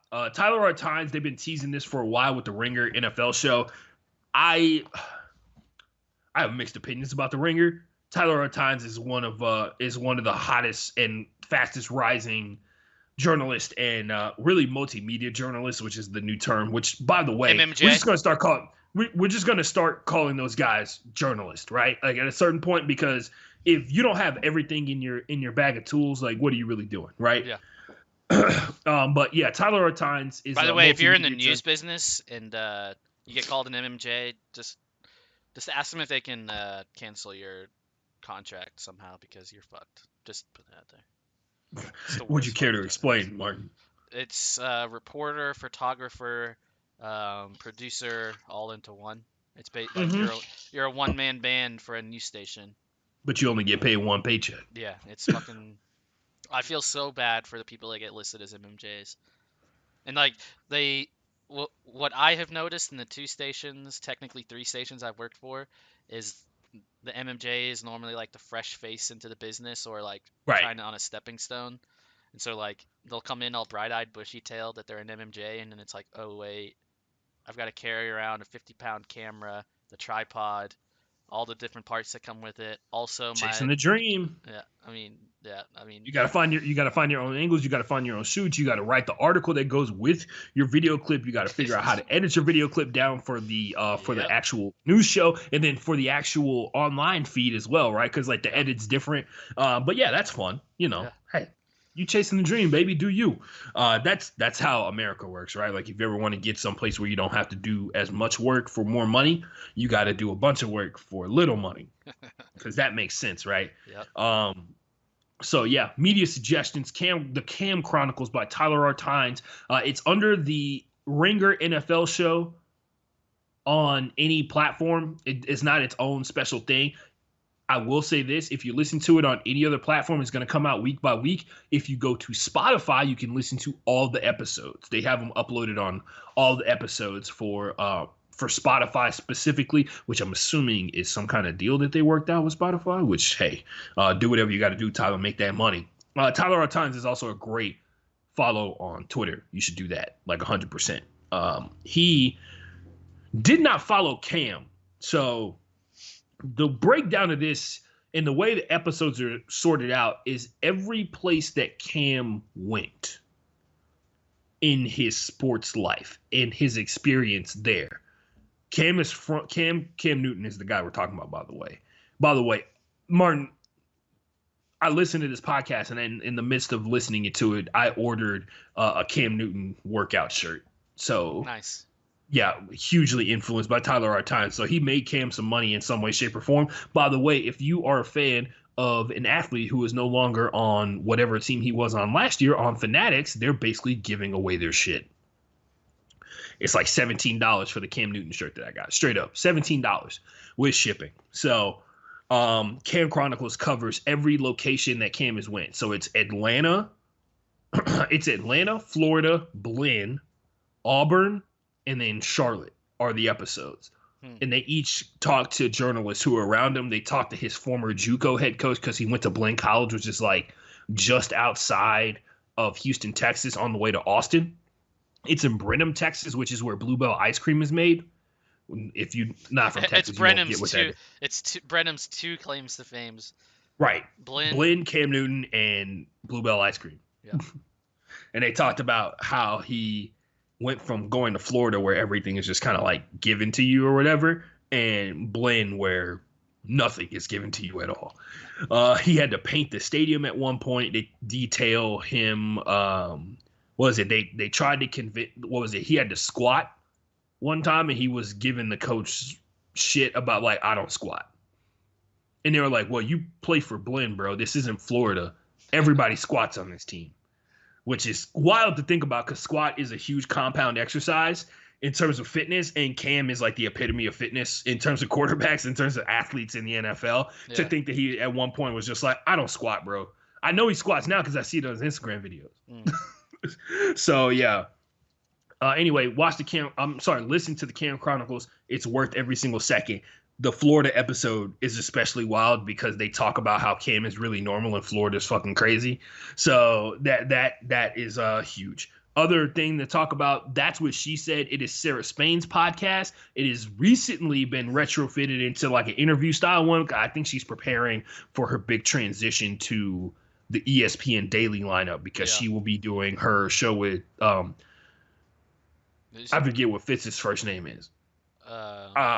Sam Fitz? No, because it's Sarah Spain and a guy named Fitz. Sarah Spain's the main attraction there. She's the one who drops the hot takes. She's the one that comes up with the good jokes, all that shit like that. We talked with Joe on the show. Joe George, shout out to him for being on the show last week, which I think may have contributed to us getting that deal. So shout out to him. Joe George. My guy Joe George, he talked about it on the show last week. You should listen to it. He used to work with Sarah Spain as an intern. He doesn't necessarily care for her all that much, but he respects her hustle. And I think that can be said about Sarah Spain a ton, right? She does. We mentioned it at one point in the podcast. She takes no one's bullshit, like at all. She's a woman in sports. She's taken a ton of bullshit. She's also done live hits while completely wasted, which is the funniest part. She's from Chicago, and the day that they won. The day of the parade, they won the day of the parade, they won the World Series, and they were, they had the trophy, and it was the parade through Champions Alley, I think it is. And Sarah Spain admits openly she was gonzo doing live hits on ESPN. She is not the only a reporter to be under the influence while on camera. That's a fact. I'm just saying if that ever happens where Martin or I are big time journalists, quote unquote journalists, big J journalists, all that kind of stuff like that, or media members, and they ask us to come on air after the Texans win the Super Bowl or the Astros win the World Series or something else. I'll be lit as fuck. He's like, hey man, I'm not gonna lie to you. I didn't hear the question you just asked. Like that kind of thing. Like, go expect it, believe it. If you see me with shades on, mind your business. Dude, exactly, dude. That you see me with shades. Like, oh, dude, I wish I had my shades right now. Hold on. No doubt. That's what it goes down. Like when the city wins a championship, and to be honest with you, I've grown an addiction to championships because of the Astros. Shout out to them. So Ashton, if you see me chilling like this, mind your business. Bro, don't even walk up to me, bro. Just so you know what time it is. Don't act stupid. You know I'm fucking chilling. I'm about to chill like this the rest of the podcast. Oh man. So the last one I had, Martin said I stole it from him. It is a massive. It's 7 parts, right? Yeah, 7 part. Yeah.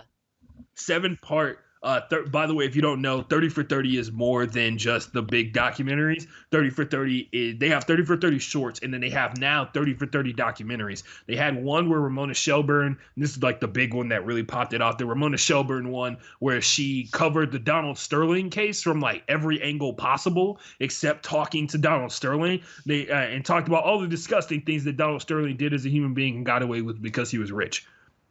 The other thing, the most recent one, I do not know this woman's name, and I apologize. Hold on, let me look it up real quick. Let me give credit where credit. Is it the Cursed and Blessed one?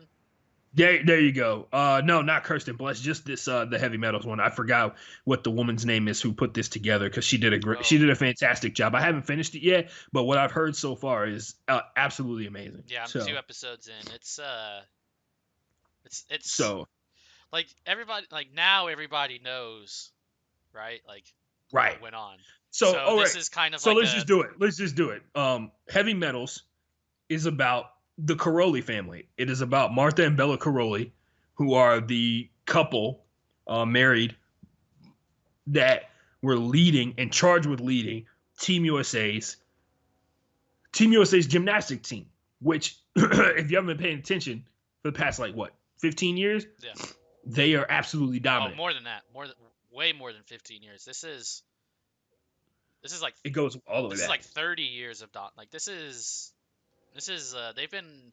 Hold on, I can even look up when did they join Team America? Team USA is one of the 3 teams you expect to be able to pull off multiple medal wins. Yeah. When they they're one of they're the only team you expect to pull off multiple medal wins because basketball you can only win 1 medal, soccer you only win one medal, gymnastics you expect to win the overall, you expect to win or be on the podium for every single individual event. He was, I believe he's been a part of it since the 80s. Yeah, Bella Caroli is the face. Yeah, and Martha Caroli, his wife, was the one who was in charge of getting the athletes to where they needed to be, supposedly, quote unquote. We'll talk about that a little bit later on too. But as of recent developments, I didn't finish the "That's What She Said" part. Sarah Spain interviewed Ithbasha Muhammad, who is the first woman to ever compete in hijab at the Olympics, and she won a medal. She details her life from basically being the black girl at her private school where she was becoming a fencer, which is what her Olympic sport was. So she details the misogyny in the sport, the racism that's in the sport, and the discrimination that goes along with it as well. She detailed a moment where she was at a fencing competition with her school, and some woman came up to her and said, "Hey, by the way, black kids fence at this other club, right?" And it's just why would I need to know that? I already have a team. I'm already on this team. Why do I need to know about that other team? So she mentions all the pressures that come along with it, the pressures of people who are just hey, guess what? They constantly want to point out you're the only black person in the room, as if she doesn't know that, right?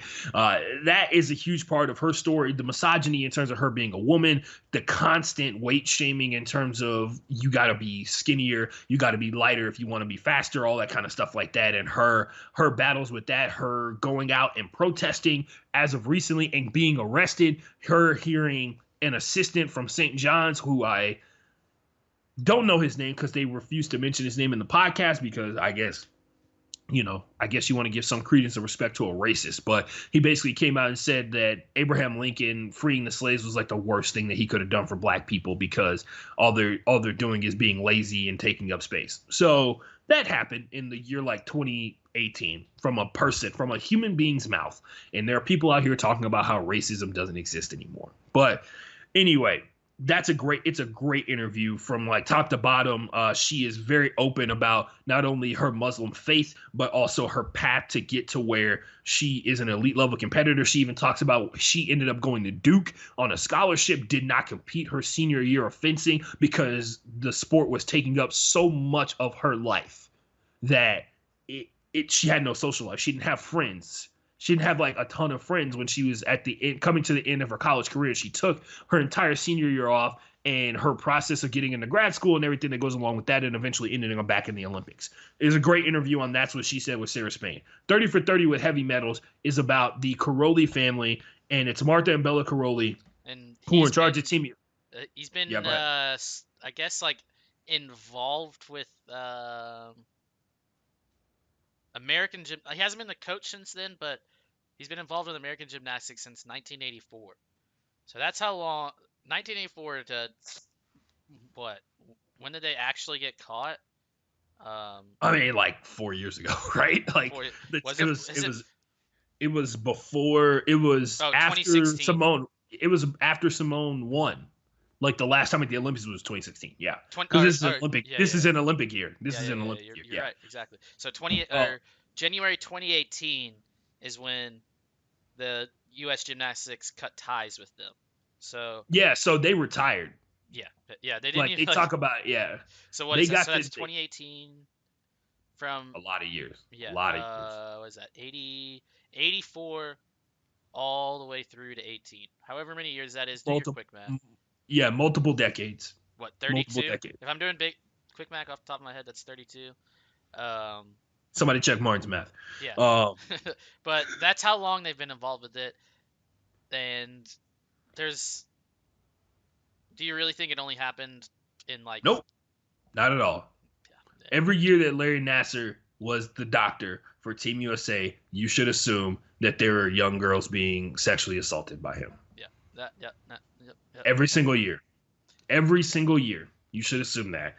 Um, anyway, the heavy metals is about how the Carolis, The thing you know is, what? they like Allegedly did not know about it. allegedly didn't know, and like you can't take it out of the context, but like the abuse, but they did like it's how much of what when like the behind the scenes stuff, how much of that impacted American women winning, like, and I'm not saying that in a negative way. I'm saying like Yeah. It begs the question of like, if if that's what it takes to win, is it worth it? exactly like Like I feel how so many how sorry for many like young women are forever broken? And the answer is no, by the way. If that's what if it takes you being sexually assaulted or you fighting through injuries like broken feet, broken or torn ligaments and stuff like that, if it because by the way, that's what gymnastics and cheerleading are, right? It's being just as beat up as a professional NFL player, just as beat up as an NBA player, but being able to put on makeup and smile and also spin through the air. have you watched that cheerleading show on Netflix? I can't remember No, the I name of have it. not. Oh, dude, No, go I watch I that. don't. Hey guys, by the way, if you ever meet like a cheerleader or a former cheerleader, ask them what their one horrible injury is, and I guarantee you They all they've have got one. a Yeah. list. They all have one. I've met a girl who cannot feel her obliques anymore because the nerve is dead from when she was in high school, and Yeah. she was a cheerleader at SFA. I met her at a party one time. It was wild. Cheer show She was like, on I can't Netflix. feel the side of my body, like Hey, this, like little square. I'll give you one guess as to what this show's called.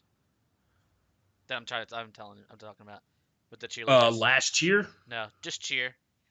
It's just cheer. basically There it's you a go. basically last chance you, but as with cheerleaders, By the dude. way, they announced the new college for Last Chance U Yeah, in the they did. final season. Laney Yep, College. yep, Never went to Blinn. Really strange. yeah. Never But went yeah, to Texas. Never even got close to yeah, Texas. they didn't want to come down here. But yeah, that cheer show on Netflix, dude.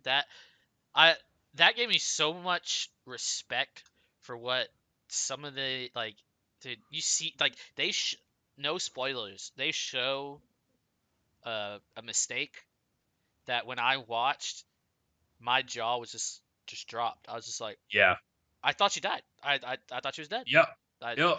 Because it was, and it also it's one of the girls that doesn't get interviewed at all throughout the Yeah. entire fucking show, or I think so. And I might be wrong on that actually. She might have talked a few times, but she wasn't like one of the She main. talked before the She before wasn't the like a injury was showed, right? main. She wasn't like a main person, but dude, when she comes down and the dude miss like, like there's misses like you miss the football when you catch, like this dude Missed a whiffed, person.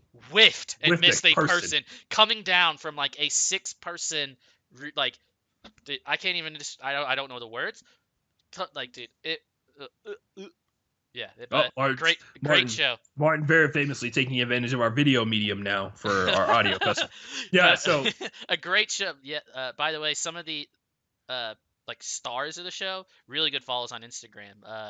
Ladarius, Gabby Butler, um, and what's his name? Eddie? Is his name Eddie? I can't remember the other guy's name, but there's like three of them that were my favorites, and yeah, it's a great show.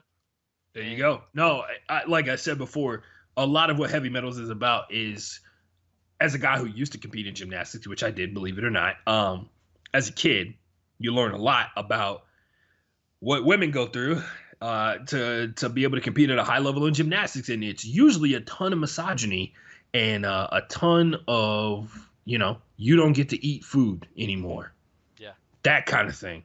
So that it's something that is seemingly universal throughout all women's sports. There's documentaries on female marathon runners that work for Nike, and how there's one documentary in particular. It's on YouTube is where I watched it, but it's about a woman who's now suing Nike because a coach with no like scientific training, no personal training, other than like he would always say, you need to be lighter. You need to be lighter. If you're going to run faster, you need to be lighter. You need to be lighter, which is not true necessarily in certain situations, right?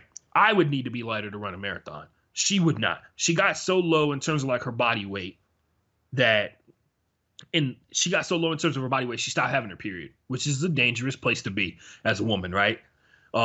The other thing that goes into Heavy Metals is that the Carolis may or may not have known about the sexual assaults that Larry Nassar participated in, or was performing on those women. And Larry Nassar, thankfully, is locked up, and hopefully they lost that key a long time ago. If they need somebody to lose it for them, I'll lose it. I'll find a volcano to throw it in there, right? Larry, they may not have known, but they also contributed in their own way, right, Martin? They also contributed with a lot of mental abuse that they would hide under the guise of coaching, right? The constant, they even talk about, there's an ESPN Daily podcast where they discuss this, but there's this constant pressure that's not from the sport, but from their coach of like, man, that was almost perfect. And because it's almost perfect, instead of perfect, you're a piece of shit. And you have to do it all over again until you get it perfect. Right, just like that kind of mental abuse that a lot of people will chalk up to coaching. There's a line that's created, and they talk about this one place that I used to think was cool, and now I understand is horrifying. There's a cabin like here in Texas that they use as the training facility. Oh, the Caroli Ranch. Right, the Caroli Ranch, where it is in Houston. That is trippy. Did not know it was in Houston. I've always heard it's in Texas. But yeah, the Caroli Ranch and everything that goes along with that, you should listen to the podcast. It details everything that went on, Larry Nassar and everything that he's done, because homie should never walk outside and see daylight as a free man ever again. Simone Biles, who was in a unique position that she was so ridiculously good at her sport that she could almost overcome with the Carolis and the situation with Larry Nassar, right? She chose not to go to the camp one year and still made Team USA because she is literally the greatest of all time in terms of gymnastics, right? She's the GOAT as far as everybody is concerned according to gymnastics. But that's a huge step in the right. It's a huge step. She was able to speak up, be able to say freely what she wanted to, and that had major moves, and it made a big difference for a lot of young women who are, sad to say, Martin, to this day, under that kind of pressure, under the guise of sports and under the guise of winning, right? Yeah. So I gotta make a correction. Apparently, the Caroli Ranch isn't actually in Houston. It's New Waverly, north of Conroe, but oh yeah, that's super far, right? It's like an hour, not even an hour. So there's that. And when we say an hour, that's like when Houston drivers say that's an hour up the road. Houston ain't that hour. far. Yeah. But fuck the Carolis, fuck everybody that was a part of it. But it is an interesting podcast. I can't wait to listen to the rest of it. And we gotta give a shout out to the reporters that are, I believe, putting it together. I had it. I'm going to pronounce this wrong. Alyssa Ronig and Bonnie Ford are who ESPN's crediting giving it to. So yeah, shout out to them. Follow them on Twitter. Make sure you do that. Do that right now. Do it right now. Other Don't stuff. Don't be a bad fucking person. Win your gold medals without sexually assaulting girls that are putting. Yeah, I feel like there's a way to win and be victorious without completely wrecking the lives of other Right? human Like beings. there's got to be a way to win the right way. New England Yeah, Patriots just some fans are people. like, oh wait, sorry. What do you mean? Yeah. But yeah, other stuff going on. We move on to our final segment of the show called "What's Going On," where we talk Yep. about what's going on in sports. So, Martin, apparently there's another NHL team on the way here. It's called the Seattle Kraken. Hell yeah, that is. I mean, we talked about it at the top of the show. Kraken, I fucking love Krakens for some reason. I don't like the the mystique around them. For some reason, to me, Krakens are really fucking cool. Um, so I'm moving to Seattle and I'm becoming a Krakens. I'm a I Krakens feel stan like you from don't the have to top. do that. You don't have to move to Seattle to be a Kraken fan. You can just, Really? no, you really don't. I will say Seattle's got some strong color combinations They do. based off of the sports teams that are in town. So, um, Yep. the I'm surprised this one didn't go with the highlighter color as well. Like, or at least no, one no, no, highlighter color. that'd be too cheesy. They went with like a couple of shades of blue because they're a water town Yeah. through and through, right? And this will be the 32nd NHL team to ever come into existence. Ironically enough, they are starting and announcing an NHL team in the span of a global pandemic. Yeah, good And luck. I specifically went and looked at the live video chat that they had and the conversation that they had about the stadium. By the way, Martin, this is how unstoppable sports is. They said the pandemic set them back by like 1 or 2 weeks of what they project the stadium to be done by. A global pandemic set them back 1 to 2 weeks. That's how Austin FC is as well. Like last time I heard anything about the stadium, the owner was like, "Look, we're not like the MLS already told us our first month of our games are away anyways, so we can actually have a delay on the stadium being built and it still be ready for the first home game. So it's yeah. They're making it sound like it's too easy. Yeah. Other stuff. Martin, you gave a swag report on the uniform that you saw, man. Yep. So they have they have 3 colors here. It's deep sea blue, naturally because it's Seattle.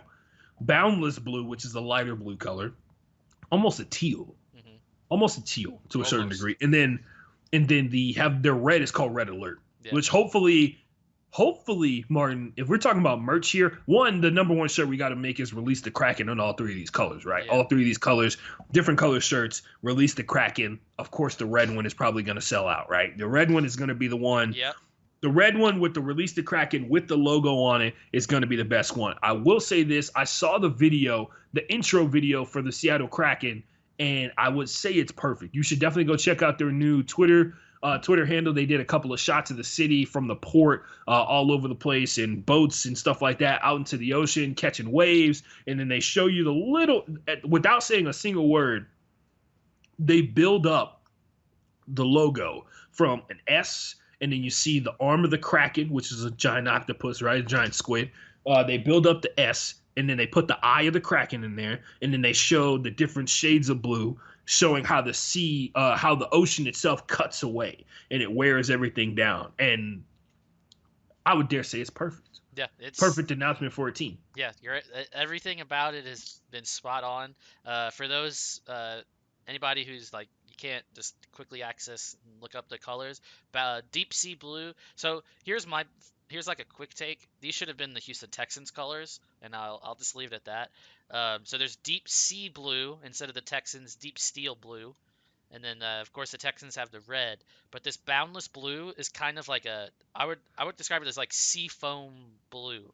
It like Ashton said, almost teal. It is. Fuck, dude. Like, it is one of my favorite colors I think I've ever seen. It's called fashion. Look it up, guys. I'm gonna. Are we gonna? Martin's gonna try and pull it up here. I'm gonna use the power of technology to help us out. As he's doing that, I will point out a lot of people were throwing mad shade at the Kraken, and I don't like it. I'm here to fight for the Kraken. People didn't like it. You know, the corny people, right? Like, Martin, we trying to be real here for a second. There's a collection of men in this world that are very much against pastel colors. And those guys, I would like to say, they're not cool. They're just not fly, man. There's a lot of dudes who are really against the movement that our generation has for, like, well, sad to say the Boogaloo Boys are kind of ruining it for everybody else. But, okay, it's coming on to It's gonna cover your face. Go ahead, keep talking. I'm just No, I'm covering. just saying there's a group of guys in this world that want to take away the fun of pastel colors and being able to look fly.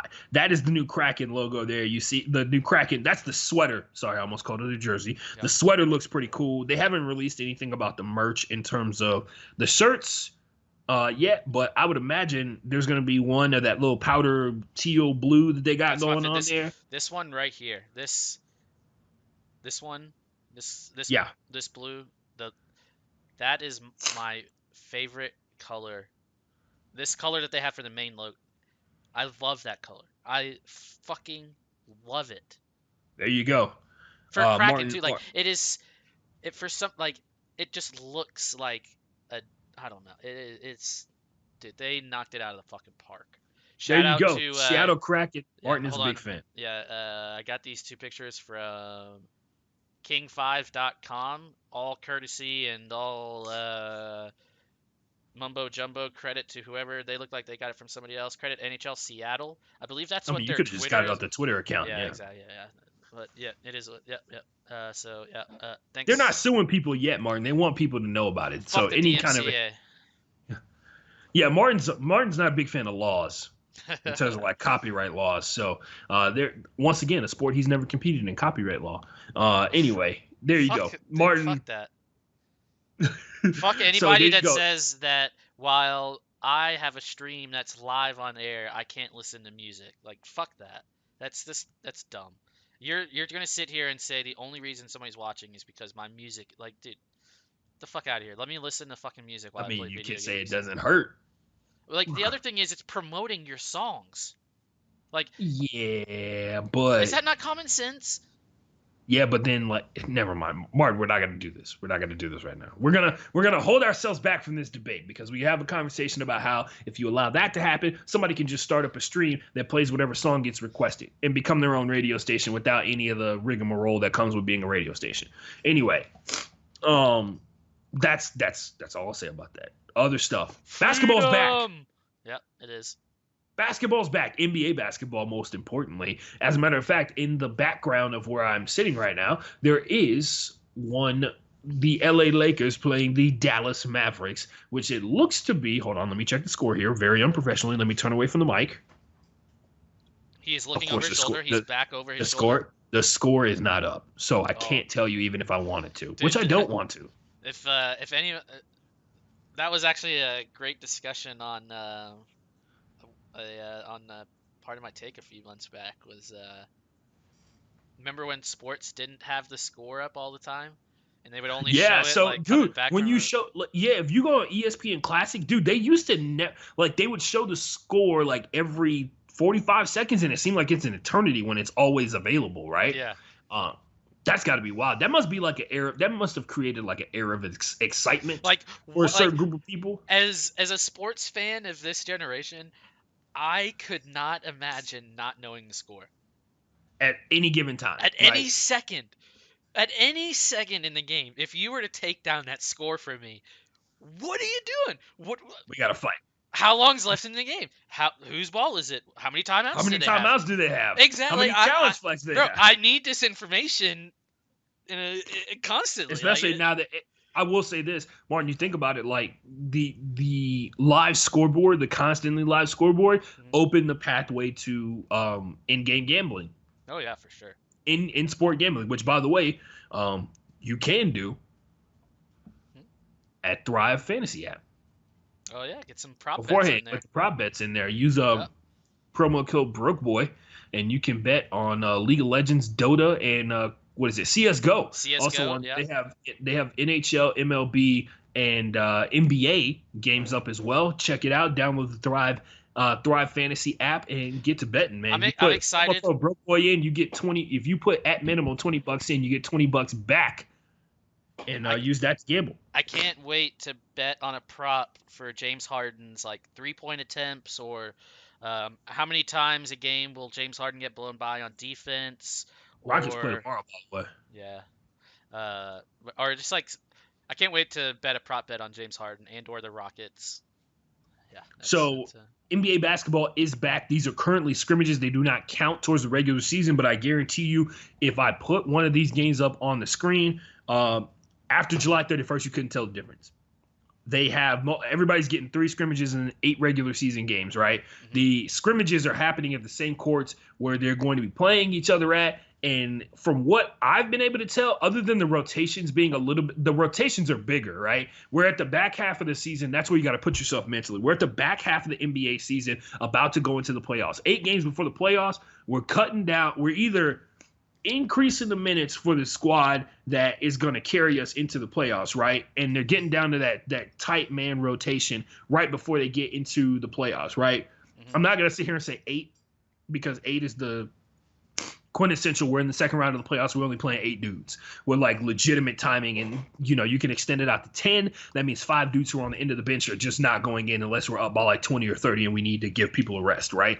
Yeah. These teams are going through their entire rotation, right? They're working through everybody. They're going to be doing this until July 28th. There'll be a 2-day break, and then the league will return to the regular season. There are 8-game regular season games July 31st. So you'll have, Martin, you got to keep them wanting more. Cut them off a little bit, and make them remember what it's like to not have basketball in their lives. Give them 2 days of just sitting there. Yep. Yeah, Saturday there are going to be 5 scrimmages, and they will be all day. I think they start at noon, and they go until like 9 o'clock at night. And same thing tomorrow. They'll start at 3, and it'll go until 10:30 at night probably. Wasn't one of the quote unquote complaints was that some of the games would be at like 2 o'clock in the afternoon and stuff like that? So when the regular season returns, they're going to have teams playing all day. Mm-hmm. Which is kind of weird. Like, it's a little off-putting for sure, especially since it's not the weekend. But I will say this, without all that live programming that everybody just loves so very much, because Jeopardy, I saw, is playing shit from the 80s on TV. So I think they'll be able to figure some people out. Some people are going to become NBA fans. Yeah, the executives right now of the big TV companies, they as well are just like, you remember when we were talking about the line? Film deals. Well, no, I'm saying, like, you remember that line? The sports people are like the executives. They're on that line because, like, I can speak. I can't. I don't know how much information I can disclose, but things weren't going too well for a certain station that I just left because there was literally no programming. Right. Everything has to be recorded from beforehand. I will say this: I've been watching Kelly and. Who is that man? Kelly and Ryan Seacrest, right? Yeah. Every time my mom watches like the ABC channel that shows the news and they come on afterwards or whatever, they're just in their house talking about like what they're doing at home. Yeah, it's they can't. They're just in their house talking about like what they're doing at home, raising kids and everything like that. Shout out to them for being able to put a show together, because I don't know how I would do it. Yeah, they're struggling. They're begging for anything, like, because that's the thing, like, if it's live, people are gonna tune in. If you tell me it's like Fox is trying to promote the Patriots Falcons game from the other year, and like I went and looked at the ratings, it was like barely a 1, and for those that don't know, it goes upwards and not downwards. A 1 is fucking god awful. Right. So yeah, that's yep. That's where at least one station that I used to work for is at, but I don't want to disclose too much information because they don't like me. It's fun times. Here being in the live TV business without live television. Yep. You would imagine they'd just be giving shows away to people like during quarantine. It shows how uncreative some people are, but I mean, it is what it like.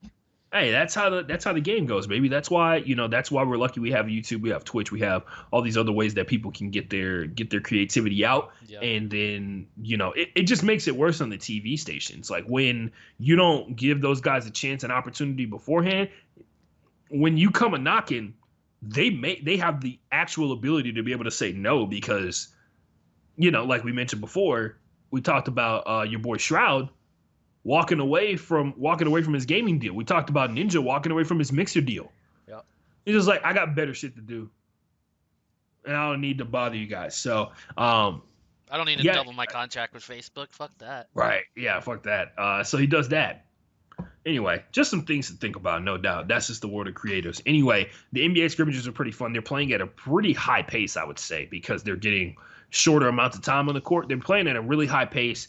Some of the games have been pretty good. I like that they're taking like NBA level threes. They're also experimenting with the crowd noise in terms of like what levels to put it at, which is pretty smart. They've also cut off like an angle that seats would be at, and they've put up a giant poster that shows like the two teams that are Interesting.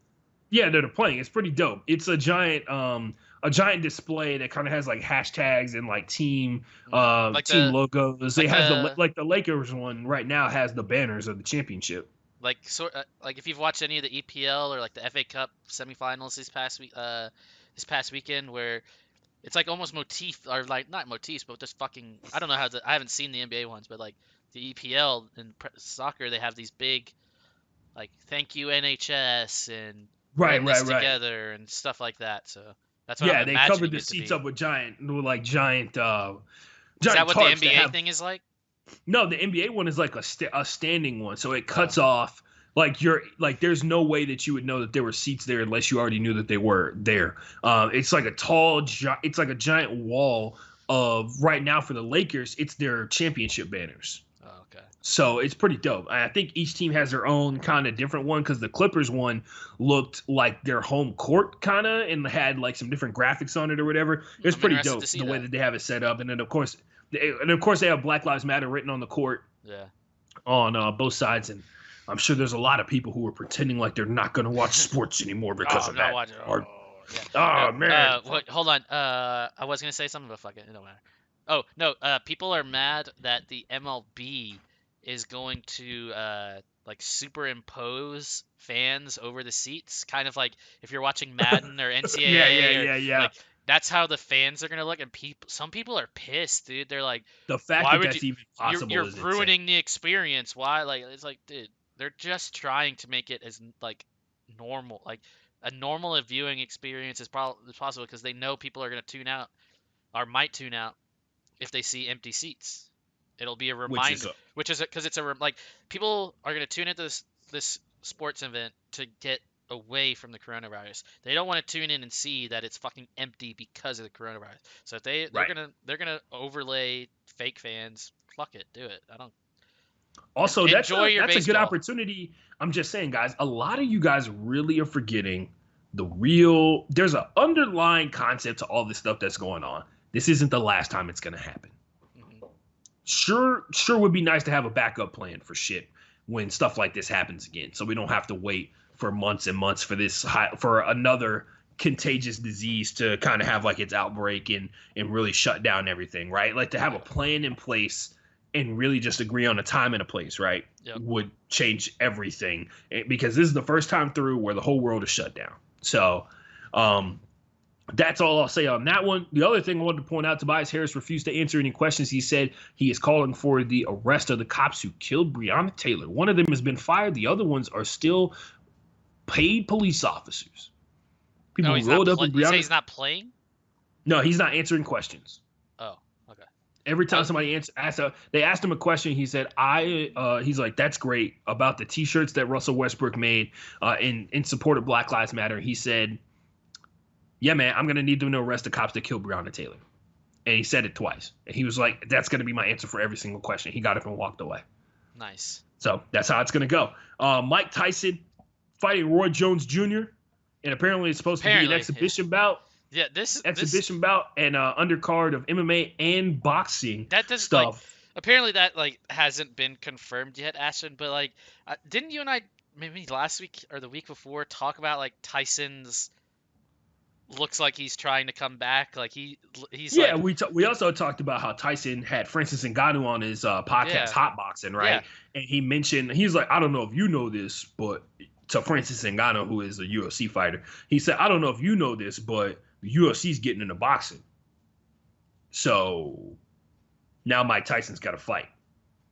yeah it's And they haven't said anything about which promotion it is. yeah so Tyson Jones Jr., which like some I really enjoy like clicking on a story that I see on Twitter and seeing a comment that I just 100% agree with. I fucking love it. So somebody responded to like the announcement to this. This is where boxing's gotten to. That they need Tyson at whatever age he's I a think it's like retired 54. a retired Tyson and a retired Jones Jr. to come. Like, we can say Wilder and Fury was big, but I think it was more hype uh, than than than actual. I don't know, but uh, the fact that Tyson and Jones Jr. are like trying to fight, and then the undercard, dude. Like, they haven't announced the full thing, but Ashton, this is if this isn't a 2020 headline. Former basketball player Nate Robinson is Yeah. set to fight YouTuber Jake Paul on the undercard for Tyson versus Jones Jr. These are facts. Those are actual. That's an That actual corroborated story. I by will say Shams. this. Shams put it out too, our boy Shams. Sham Sarania. Shout out to him.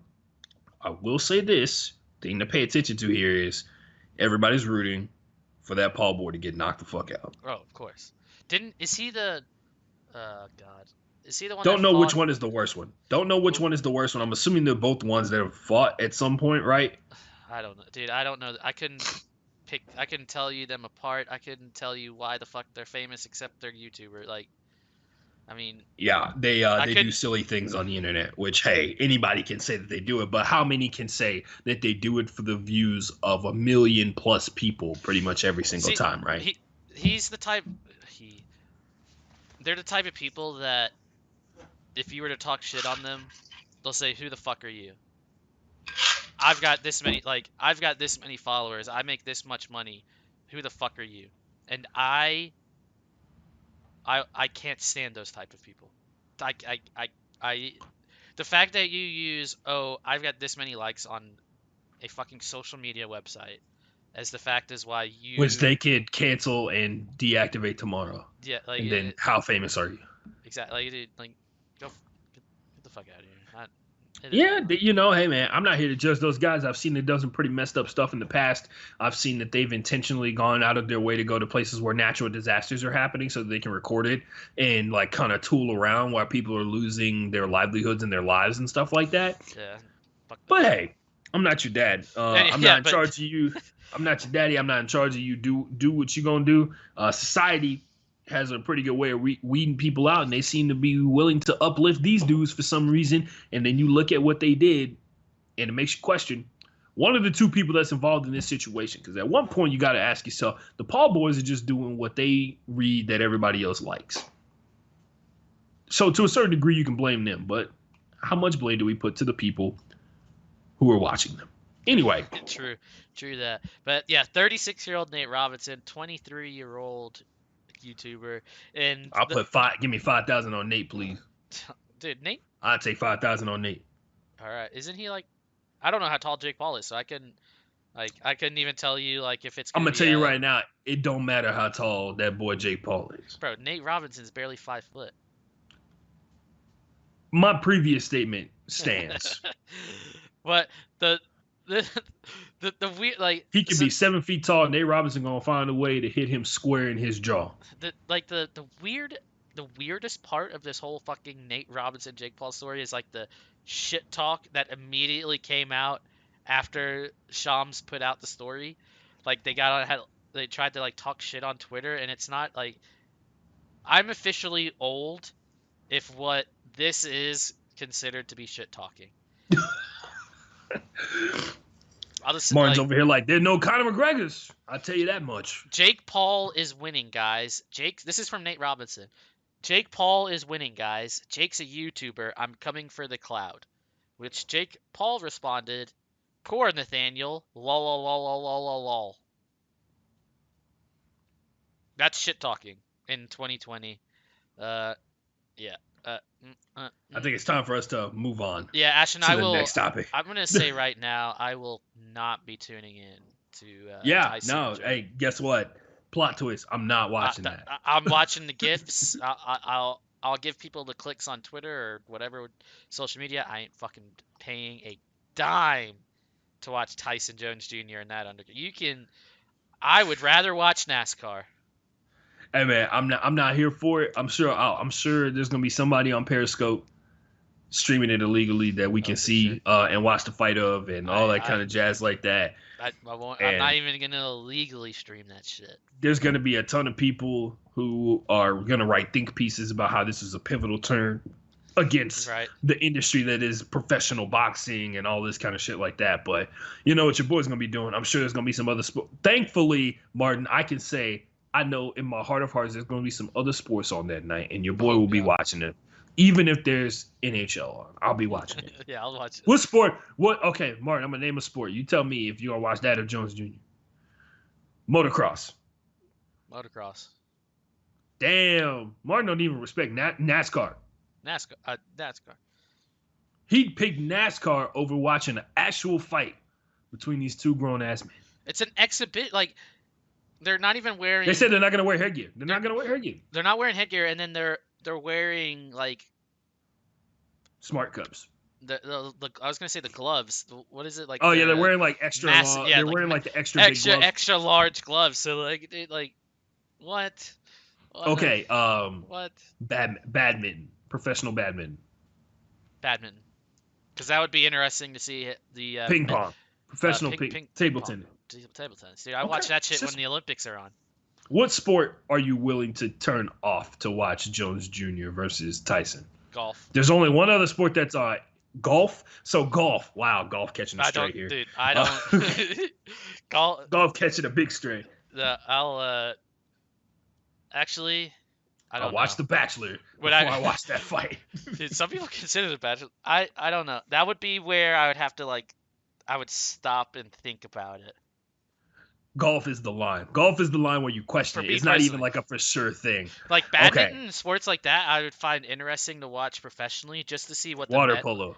Oh, dude, I played water polo in high school. I love that sport. Hell yeah, I'll take Okay. water polo. But Okay. no, I'm talking like these interesting sports that you're bringing up, like the meta of how to play professional badminton Right. interests me. So I 'Cause want it's to not like how the people in the backyard you drunk remember on in a PE, Saturday. dude, like every Thursday you'd fucking get to fucking play a little badminton, dude. But that ain't no professional shit, dude. I want to know how like fencing, like Olympic fencing. I'd watch that over Tyson Jones Jr. or. All right, so the line is golf. Name me a sport personally. lower than golf. But In other the people chat, will put name, golf name higher. a sport. Yeah, what's your sport in the chat? Yeah, in the sport, name your sport that's your line in the chat if you have one. Yeah. Because I feel like there's certain exceptions for everybody, right? Yeah, So everyone's got that what you wouldn't do for $1 million. Like, what's the line that you would do for $1 million? You know, everyone's got one. we move on to the next one here. The Washington Football Club has renamed themselves to be the Washington Football Team, and that's all we're going to say about that. They are taking a temporary name for this upcoming season. They have removed the logo. They will put the player's number on the helmet. Which I'm like, here's the thing. I'm excited is not the right word, but I think that's going to look cool. And the fact that they're retaining the colors, the Redskins, the Washington football teams, like that red. What do they call it? Isn't it like Burgundy? Burgundy, yeah, that burgundy and gold, burgundy yellow, whatever. I like that color scheme, and we've talked about it before. The red tails, the red tails and the red wolves. I would, like I said, I would move to Seattle to be a Kraken fan. I would maybe consider being a Washington fan if they were. But it's like it's the other thing. They're gonna be making money off of this, but we're not gonna talk more about it. But like, I don't know. They're gonna be making money off of the fact that they've low key been racist for a while. But if they are gonna change, and I was gonna give them Dan Snyder some money for finally fucking caving, like here's some money for finally fucking being a good person. If they went Red Tails or Red Wolves, I think it would. I would like that. I think the designs that we've seen, especially for the Red Wolves and Red Tails, I think they're fucking cool. Like, I could see them like running out to instead of being like the what are they dress up as pigs or whatever at the stadium, you could dress up as a wolf. trying to look at the positive side of the fact that they've been fucking racist for. That's the thing. Like, dude, like, uh, you've you've had a They're not getting name. a goddamn dime of my money, No, so no, we can move on whenever yeah, no. you're done with this topic, I'm Martin. just that I'm just I don't know. Like it. That's where I don't know. Like it. I don't know. Like I'm not actually going to buy a Washington anything, but if they were to go to the Red Wolves or the Red Tails, it's like a I don't, see, it's rewarding bad behavior. Like you can't like you're rewarding. Rewarding people for being shitty. Yes, we Yeah, know. yeah. That's not even your team. It's It's not a even your team, no, Martin. no, here, Ashton. It's another one of those things of where's the line at? It's like, all right, you got me with the fucking Red Wolves. Like, You yeah, know, Red Wolves is not as popping for me as it is for you, so I think I'll really? live. Oh, Martin Martin is gonna be a Martin is woo! gonna be a Red Wolves fan. He's the No, resident no, no, Red no, Wolves no, fan on no, this no, show. no, no, no, Congratulations, Martin. no, no. Um, Don't put me in that category. I'm just saying. You, here's the other thing. You can't get you're just past. saying if they become the Red Wolves, you're gonna become a fan. Yes, No, we no, no, know. no, no. We I'm got just that. like my racist line is the Red Wolves and the Red Tails. Right. No, There you go. There you go. not actually. Fuck Dan Snyder and fuck anybody who has stood up for that shit. And fuck him for getting That money happens. off. Fuck him for being rewarded for it. That like I really wish they could just be like, now you have to give every person who's why ever owned a I'm sorry, no, an R words jersey a free Red Wolves jersey. like the I, I sort of compare it to the Donald Sterling shit. Sterling got the boot. But he Dan also got Snyder. a shit ton of money on the Oh way yeah, out. he did get a shit ton of money. You're right. I guess it's the same fucking thing. You can be racist and be paid off for it. Yeah. I mean, racism has never been a deal breaker for a lot of people Well, in yeah. America, Look, in the world. you can be racist and say I'm no longer a racist and make millions, million. All right, let's keep going. Like, he's just trying. He's trying. You gotta give him points for trying, or not, or No, the other thing. he could have So not came out and said I will never change the name. He could have not said that as well. I mean, that was his intent 3 4 years could ago. have, but he didn't, Yeah, because he can do whatever he wants, because he's a billionaire. Um, exactly. the NFL. This is where we're just. I'm just gonna read this, and then we're gonna move on because Yeah, it's yeah, we pretty got a fucking couple. Yeah, stupid. yeah, yeah. It's pretty fucking stupid. The NFL has realized there's a global pandemic going on. And they decided to address it by saying the Texans and the Chiefs will be the first team to show up to get tested, and based off of what happens. If you pass the test in the next 48 hours, you move into testing of every other day based on the percentage of players who are able to pass the test. They Wait, say like under 5%, they move to every other day. If it's higher than 5%, they continue daily testing, and whoever tests positive will be sent to quarantine. The other thing that goes on, by the way, there's a video clip of Tom Brady going into the testing facility to be tested without a mask on. So nice. about He's 100% in sure that Florida he's though, got dude. it. He's in fucking Florida. About 100% sure that he's got it. Hopefully he's all right. Hopefully him and his family, because I know he's got multiple kids, and hopefully him and Giselle are going to be okay. But, you know, hey, when you're irresponsible, there are consequences for those type of things. So we move on to other stuff that's going on. What else can we talk about? Martin's got this weird topic here I that threw this in while we while we were in talking about what's popping because it's part of like sports cannot be stopped. Um, it reminded me of that. So I believe it was yesterday or the day before. Um, what is known as the English Championship, which is one step below the Premier League. One of the teams got promoted and actually won the championship. Their name is Leeds United. For those of you that don't know who Leeds are, Ashton being one of them, they I are. I've heard of Leeds. I know nothing about them, like in terms of like standing or prowess. Here's what need to know about Leeds United as a sports fan. They suck. We all hate Leeds. Okay. You and I want to say we've talked about it on the show before about the fact about how Leeds like 30 years ago. I think I talked about it with the Liverpool thing. Maybe. I'm sure I've brought it up because I remember talking Okay, about it. so this So podcast everybody now hates hates Leeds. Leeds. Everybody, This podcast hates Leeds. like here's the other thing. Congratulations. This is what like is how another reason sports is so powerful. Everybody in England hates Leeds, right? They have spent 16 years out of the Premier League, and they were one of the original Premier League teams in '92 when the Premier League started. One of the original teams. Like some people, some even news channels don't think there's any British soccer, or don't even like recognize British soccer before 1992. Leeds was one of the most dominant teams ever back in like the 70s, I want to say 60s or 70s. Like back when my dad was a young kid, Leeds was the fucking shit. And kind of tinkered off. They've been out of the Premier League for 16 years. Congratulations to 16 fucking years. yeah, they have been struggling. And they're one of those teams that in the championship they've like been in the playoffs but lost like last year they lost on a I watched that game, that was a heartbreaker. It was like 4-3. The guy scored a header, I believe. Oh my god, Mittens. The guy scored a header, I believe, to win the other team the game. It was intense.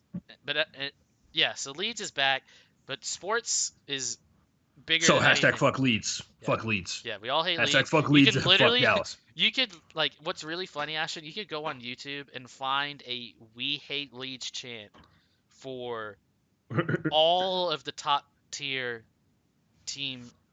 It's so funny, like how Leeds like they're in like they're by themselves sort of in England and like their location of where all the other teams are, and like this sort of Leeds is almost center but more northern than actual center, but they're all by themselves. They're dirt, like they have this like in the 90s and like 80s they were known as being a very dirty team, like two-footed tackles and stuff like the that type of stuff. And so that's where the whole "We Hate Leeds" came from, because they came so successful for being like dirty players. But and they're also their fans, and I don't know if you've seen it, Ashton, their fans are in a lot of shit because they did what Liverpool did, and just said "fuck you" to any rules about COVID, and went out into the streets and partied until the night the light came the night light came on the next day, dude. Like it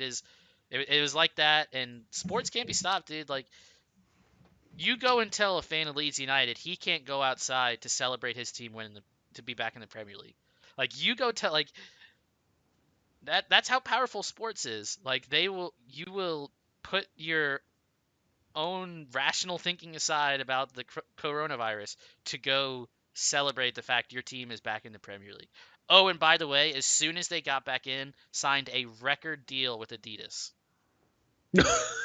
Like I love it. Like I seconds love it. after it. The greatest villains in the history of the league are back, and they're like, we got the money, we got the Skrilla, Yep. we came here to piss everybody off. I Dude, respect it's gonna it. be I like it. if you're So they're the bad we are guy. now Yep. officially hashtag fuck Leeds. Yeah, we So- all hate we all hate Leeds. That's the dude. We all hate Leeds. We do. I don't even know those guys, and I hate them. Yeah, I hate you. I hate you.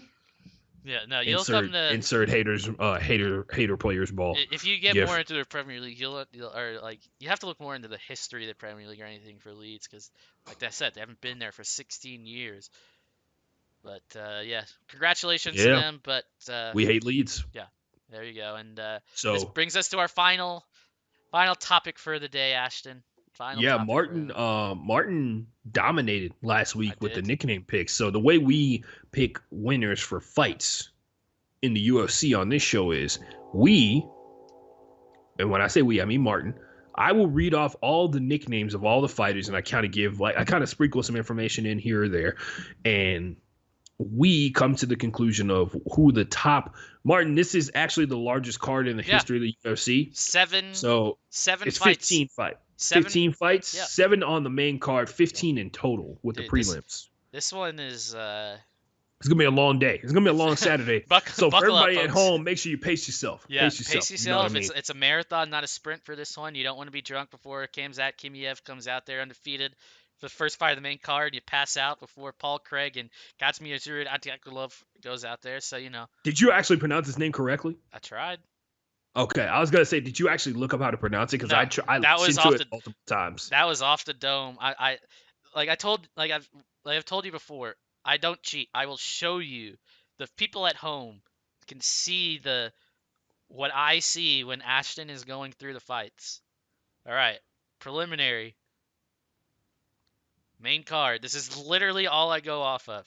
Yeah, it helps a lot because, I wrote the little note. I have it on my giant dry erase board, which is why I'm turned sideways on the broadcast right now. Yeah. But yeah, as Martin, he doesn't cheat all that much, but I'm looking off into the distance, reading off my giant dry eraser board here that I wrote all the names down in like little tidbits about each fighter or the fighters that have something to actually give a shit about on their nickname. So we're starting from the bottom because we always do. Because that's how we got here. We started from the bottom. That's how we got here. It is sad to say the farewell for Fight Island. At least for now. At least for now, our sweet prince. Yeah, Dana White kept the door open when they asked him, "Are you coming back to Fight Island?" If International Fight Weekend happens on Fight Island every year, that'd be sick. Yeah. That's how it should be. It should be, especially when there's going to be, especially since apparently it's pandemic proof. Yeah. Mm-hmm. There we go. So we start off here at the bottom. We got, actually, I'm not going to lie, these first two are kind of strong here. One of them's super generic, but one of them's really strong. This is one of your guys, Martin. This guy's from London. He's 16-4. He's got 9 knockouts. There's a lot of London fighters and Scottish fighters on this card, by the way. It's the Darren Till effect. Nathaniel the Prospect Wood versus John the Sexy Mexi Castaneda. Sexy Mexi. The Sexy Mexi has Sexy Mexi. Both have an eye on them, by the way. Sexy has an eye and Mexi has an eye, which I don't know if that's a deal breaker for you.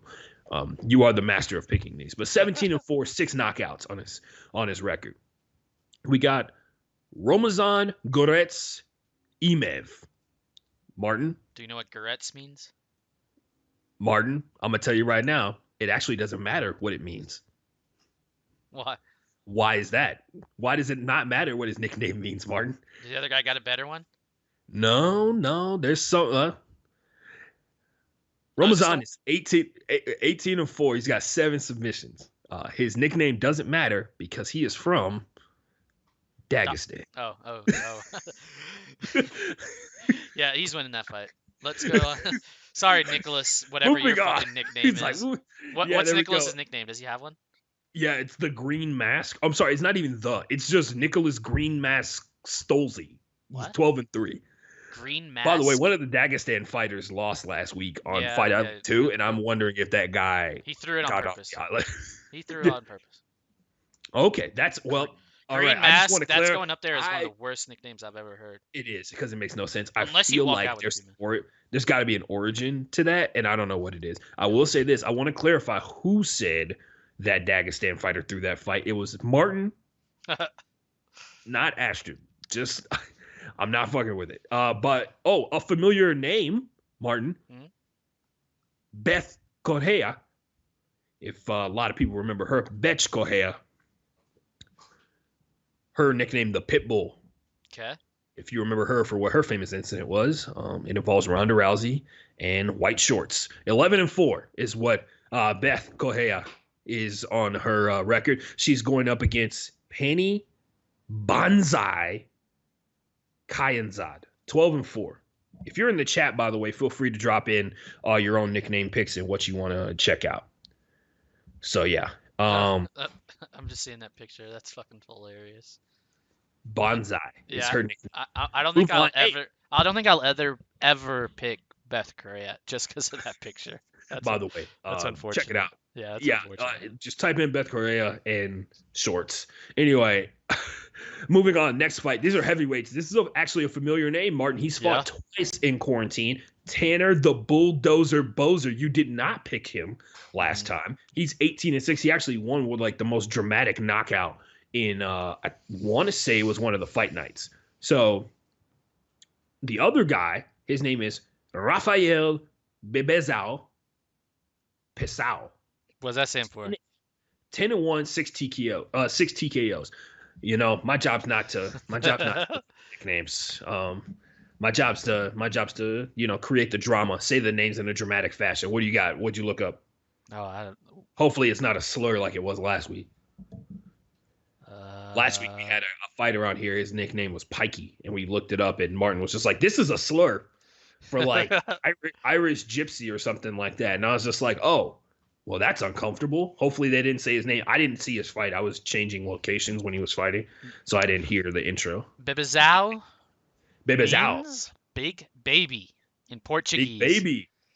Big Big Baby baby. was a really dope nickname. Which, by the way, does that DQ him? Yeah, DQ. Because Yeah. DQ because there is a Big Baby in American sports. Sorry. That's Sorry, unfortunate. don't make the It rules. should be more unique. Played for the Celtics, but it's in Portuguese, so It don't whatever. matter. This guy has a really dope last name. He's also from Manchester. He does not have a nickname, but his name is Mike Grundy. hmm This is gonna be a 8 good. submission. This will be the best Grundy. fight of the undercard. Or the prelim. Just putting it out there. Mosar is his opponent. Mosar Elovev. Eh. He's one of the few undefeated fighters on the entire card, and I could not find a fight where somebody pronounced his goddamn name. So sorry. Mosar Elovev. Yeah, I'd go Evlo. Evlo. Evlov. Mobsar Evlov. By the way, neither one of Evloev? these fighters has a nickname. We just wanted to say their names. Both of them Mobsar have a loss between the two of them. Yeah. Yeah, Mobsar Evloev. Evlov. Evlov. Evlov. Evlov. Evlov. Mobsar. Mobsar. Evlov. My Mobsar. name is Mozart. My name is Um, Mobsar. I can say this one. Tom Aspinall. This is the Okay. next fight. 7-2, 5 TKOs versus Jake the Prototype Collier. Okay. 11-4, 5 TKOs. He should be fighting Nathaniel Prodigy Wood. Battle Yeah, of the generics. Yeah, like straight up when I saw that, I was like, how's he not fighting the guy that's named the Prospect? Yeah. So, like, that's like a match made in heaven. They're two different weight classes though, so that may be a part. But Jake the Prototype Collier. Okay. Check him out. 5 TKOs. Jesse the Body Snatcher Ooh. Rosnan. Ooh. 21-10 with 10 knockouts. 10 TKOs, my bad. I keep saying knockouts and it's TKOs because that can come from different things. But Martin, hold on. Don't get too excited. He's fighting Nicolas Locomotive Dalby. 18-3. 18-3, just to mark it down. So this is going to be one I looked up beforehand, like last night. Yeah. Francisco Mazaranduba Trinaldo, who apparently has like the most wins on this entire card, Yeah, he's or got like the most 25. wins. Yeah, he has the second most. There's a legend on this card who we'll talk about here in a second. When I saw this name, I was like, oh man, it's going to be a magical night. The guy who I'm talking about.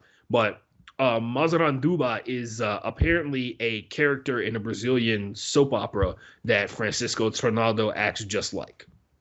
Okay. It's also By the way, It's also it's a very like a tree. yeah. It's a Brazilian redwood tree. I was about to say I looked it up. A Brazilian forest tree. Yeah, I also looked up the little blurb about how it's like a name of a character in a Brazilian soap opera. Not a soap opera, but like a Brazilian TV show. He looks like what's it, the dude that fought last week's like older brother, Figueroa. Oh yeah, Figueroa is like hardcore. By the way, shout out to him, dude. Impressive. That was fucking. Woo! It was nasty, especially it was nasty because it was against Joseph Benavidez, who we all know is a really good fighter. Fucking whooped. Right, he ran through him, man. He ran through him. There's no nice way to put it. No denying, none. Yeah. So we move on. The guy who's fighting Francisco Trinaldo, Mazaranduba, is his nickname. He has 12 decisions with 25 wins, 7 losses. We have Jai, the Black Country Banger, Herbert. The Black. Hold on. The Black Country Banger, Herbert. Hopefully it's not Air Bear, which would be stupid. Yeah, I just had a friend that spelled it like that. And it was Air Bear. Yeah, Air Bear is a very Louisiana. Louisiana. Yep. It's like a Jai, the Black Country Banger. Hold on, I need to look this guy up. Yeah, he's 10-1 by the way. So I don't it's have not a like picture. Picture is not gonna lie. Picture helps. It's me on out. Sherdog, by the way. He's on Sherdog. So 10-1, 8 TKOs. If you're just joining us randomly for some reason, we're running through the UFC Fight Island 3 card, and the way we pick winners on this show is by looking at their nicknames, and whatever ones are the coolest, we pick those as winners. Martin does. He went 4-1 last week, right? Yeah, dude, we're 10. What are we? 10-5 overall, or was that 10-5 going into last week? I think it was 10-5 overall. Okay, sweet. That's there you go, 10-5 on this whole thing altogether. So I'll take 2-1 odds every time. 2-1. Hey, wait, Black Country Banger has 2-1. No, I'm saying like. Oh yeah. Oh yeah, talking about the bets. I get 2 picks right for everyone I get wrong. So there was one guy, and I've never done this on the show. There's one guy that I told Martin before the show that I've got a story about. Kazmat Borz Chipev versus Rise Skeletor McKee. By the way, Rise is McKee's from Northern Ireland. Okay. He's a tough guy. He's 10-2 with 7 TKOs. Kazmat, on the other hand, his nickname is Boars. Yep. His nickname also means Chechen wolf. Okay. Not just any wolf, Chechen wolf. All right.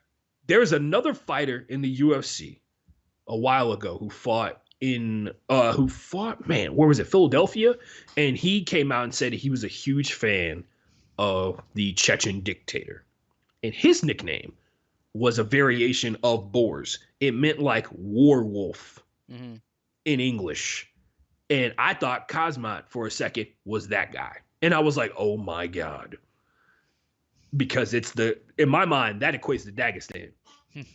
That's like the same math. It's the same math. Anyway, he's not. He is born in Sweden. His parents are from Czechia. But yeah. This is born and just to step in here real quick, this is Chamzat is picking. This is his second fight in 10 days. In 10 days. Yeah. He fought on the fight card, the fight night card on Fight Island. So the second Fight Island card. Yep. He was he was like the quote unquote main event of the prelim. Right. And then whoever Rise was supposed to fight. He knocked the hell out of that guy. He did it in it was his first UFC fight. He fucking the other guy he fought didn't have a chance. He's still undefeated, right? Yeah, he's like 7-0. 7 or 8-0, I believe. But that's a name I can't even pronounce, and it's one to look out for in the future because they call him Kalabig. Like they call him Khabib, but like big Kalabib. Yeah. Big Kalabib. When you see him and you see him what he does in the octagon, you'll see why they have the same style. It looks like he smothers people to death. Yeah, he fucked that one dude up 10 days ago. Now he's got a second fight. So let's keep it moving here.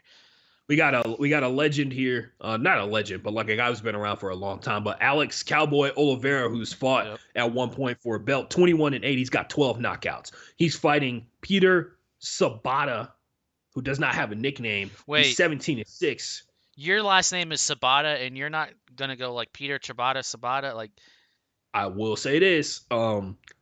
He's not gonna get any points for this. He's not eligible to be selected, right? Peter Sabata, his gym is called Plant Eater.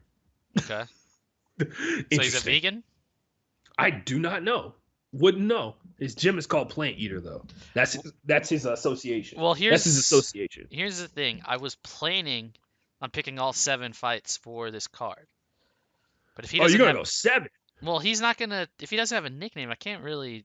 You can pick 7. You can just pick out of the prelims, or you can just pick 6, man. 6 is almost half. Peter Chibata, I hate you. Yeah, man, you almost had it. Nah, he's this is main card, right? Yeah, because it's Alex Oliveira. Yeah. I was just saying, like, I wanted to pick the whole main card with nicknames, but that's not fucking happening. So we got this guy. He's got 2 things on his side. Paul Bearjew Craig. Bearjew? If you know, yeah, his name is Bearjew from what's that movie with oh man, what is it called? They hunt down Nazis. Oh, Inglourious Bastards? Yeah, Bearjew is the nickname of the guy who bangs people's head open with the baseball bat. Oh, wow. Yeah, that's the first thing that popped into my head, right? If I'm wrong, somebody in the chat tell me.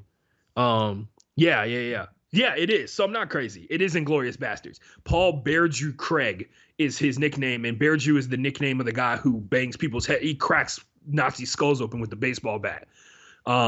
He is 12-4. He has 11 submissions in his 12 wins, Martin. Shout out to Turkey for the answer on that one. Yeah. His gym, Martin, this dude's Scottish. His gym is called the Scottish Hit Squad. I like this guy. Yeah, that's what I'm saying. I'm like, I don't know if we're gonna pick him. I like this guy though. The guy he's fighting, and I apologize in advance. You shouldn't have thought about it, dude. That's why I went with like. That's why I went with it. Just fucking. Gazimarad Entebug. No. Entagulov. By the way, I messed that up because I thought it was a BV on the end and it's LOV because I had to write it so close together. Entagulov. So we're gonna go with that. He does not have a nickname, so I just wasted. Yeah, but I will say this: I'll give you a breakdown of him, Martin. He's not eligible to win, but for anybody who's at home listening, he's got 17 first-round wins, bro. Wow. So he be putting the hurt on people quick. He has 17 first-round wins. He has 20 wins overall, 20-6. He has 15 submissions for wins. 2 losses back-to-back so far. But before those 2 losses, he had a 14-fight win streak going. Why did he never fight for the belt? Because they weren't all in the UFC. Oh, gotcha. Okay. Yeah, for sure. We move on to only one of these fighters has a nickname. Mariana Rodriguez, who is one of the 2 undefeated fighters on this entire card. She's 12-0 versus Carla, the Cookie Monster Esparza, who is the first strawweight champion ever in the history of the UFC. 16-6. She's on a 3-fight win streak. Now, Martin, we start getting into the weird part here, man. These next 2 fights, if you are an MMA fan, all 4 of these guys are legends. One of them is emerging. One of them is considered to be one of the best fighters to never win a belt. We start off here, Alexander the Mauler Gustafsson, Sweden's very own. 18. I want to say Stockholm. Yeah. I want to say Stockholm. Maybe if I'm. Am I right? Is it Stockholm? I think so. 18-6, 11 TKOs. The only guy to ever give the business to John Jones up until very recently, right? Yep. Fabricio Vicario Verdum, which means go horse in English. What's Alexander's again? The Mauler. Okay. Alexander the Mauler Gustafsson. So yeah, Alexander coming out of retirement. By the way, this is Alexander. This fight is Alexander's first fight at heavyweight. Fabricio is one of the best heavyweights. I think he has like the longest win streak in heavyweight UFC history. He's 42 years old, by the way. Yeah, he's old. Fabricio is too. We move on. He is the second oldest fighter on this card. Just so we're all keeping count at home. Martin. As an MMA fan, I have Bruce Buffer saying this man's name locked into my brain, right? Same here. Mauricio Shogun Rua. Yep. Respect the man. Respect the man that's 26-11 in his entire career. 21 knockouts in those 26 fights. 38 years old, one of the deadliest fighters in the history of the UFC. He is fighting one of the best to ever put on the gloves. Antonio Minotauro Nogueira.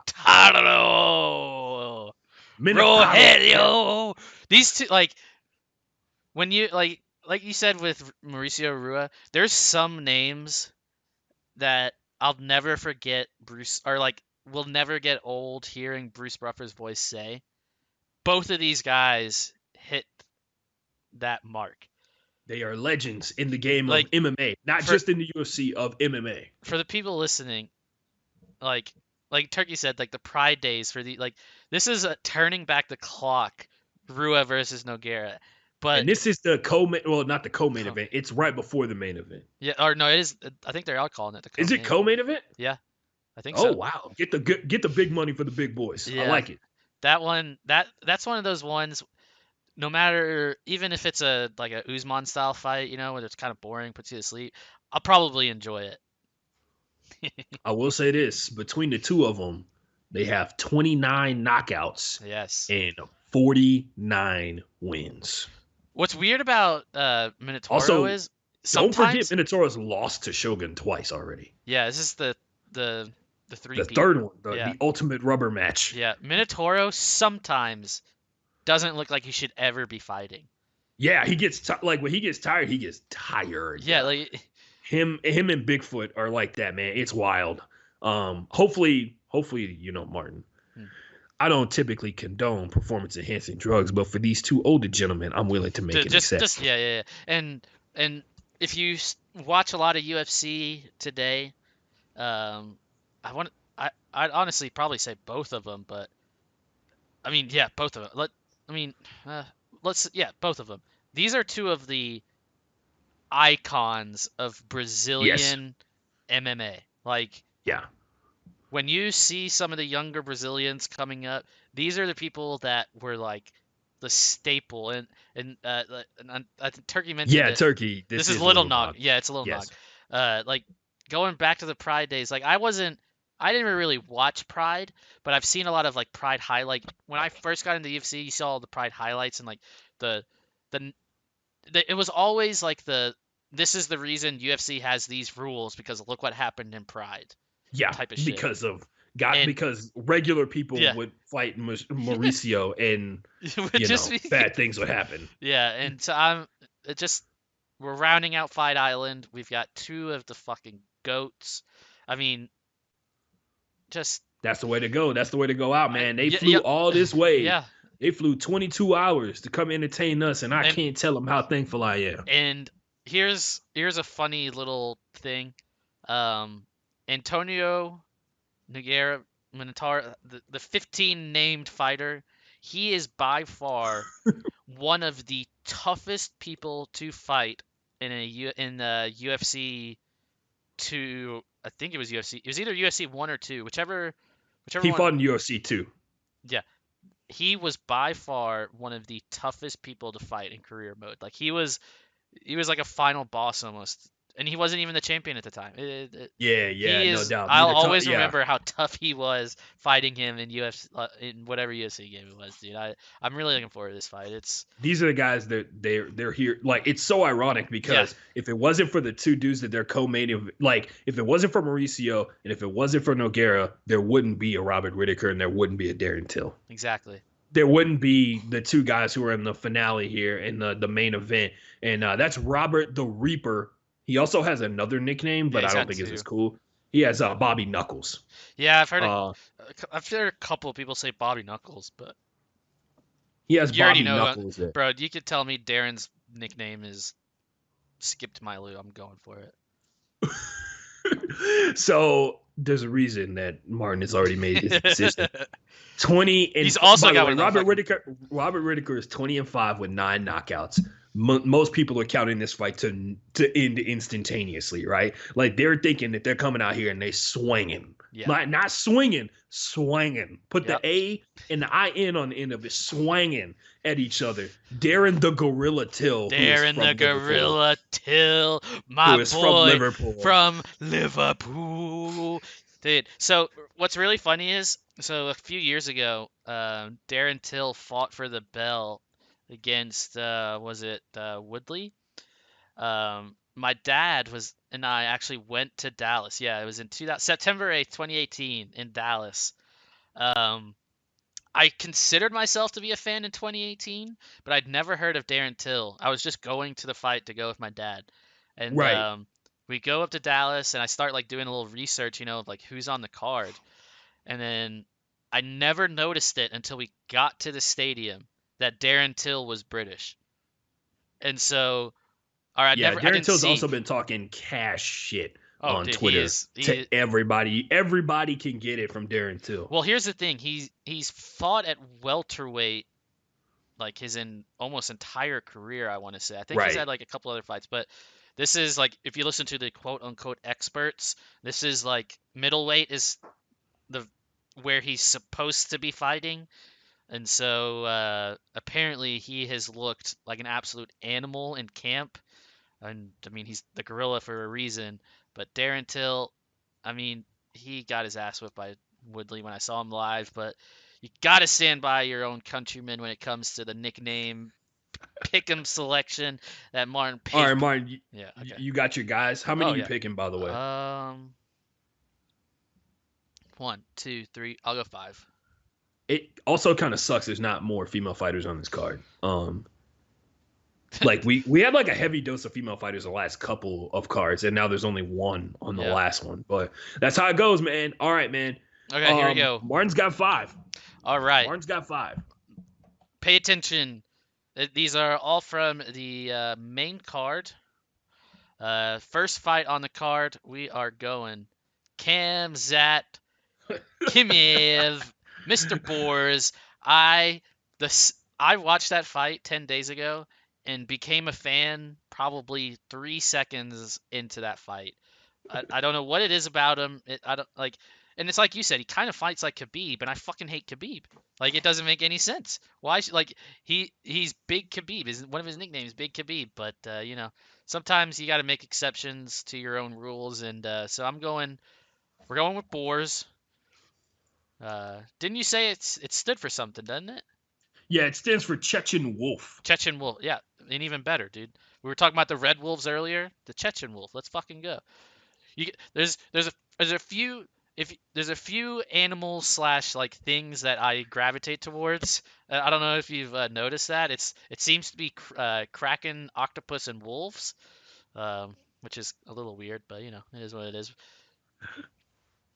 Next on my list is Paul Bear Jew Craig. I wouldn't have picked that until you told me what Bear Jew meant. By the way, he's we a head definitely knocker. need to check before I make that graphic. Yeah. Because Yeah. I'm really, there's a lot of anti-Semitic black people. I'm not one of them, and I'm not trying to get caught up in mistaken for one. True. Well, yeah. Maybe we could just put Paul Craig on.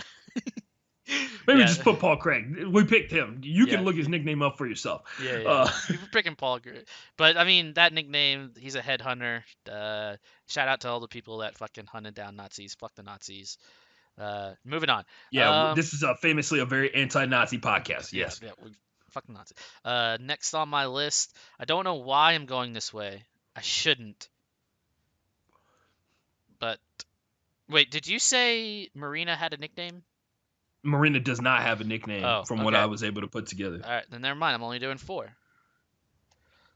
What? Why are you not doing that? Well, I was gonna do Carla Cookie Monster Esparza because that's a fucking. You can. Well, she doesn't have a nickname. I can't pick a nickname. Carla does have a nickname. Yeah, but Marina doesn't. That doesn't matter. I don't want to pick. You're picking the winner, not the winner not the winner based on the fight. I was picking based on nicknames, though, man. Okay, man. Hey, you do you. I'll just do 4. Okay.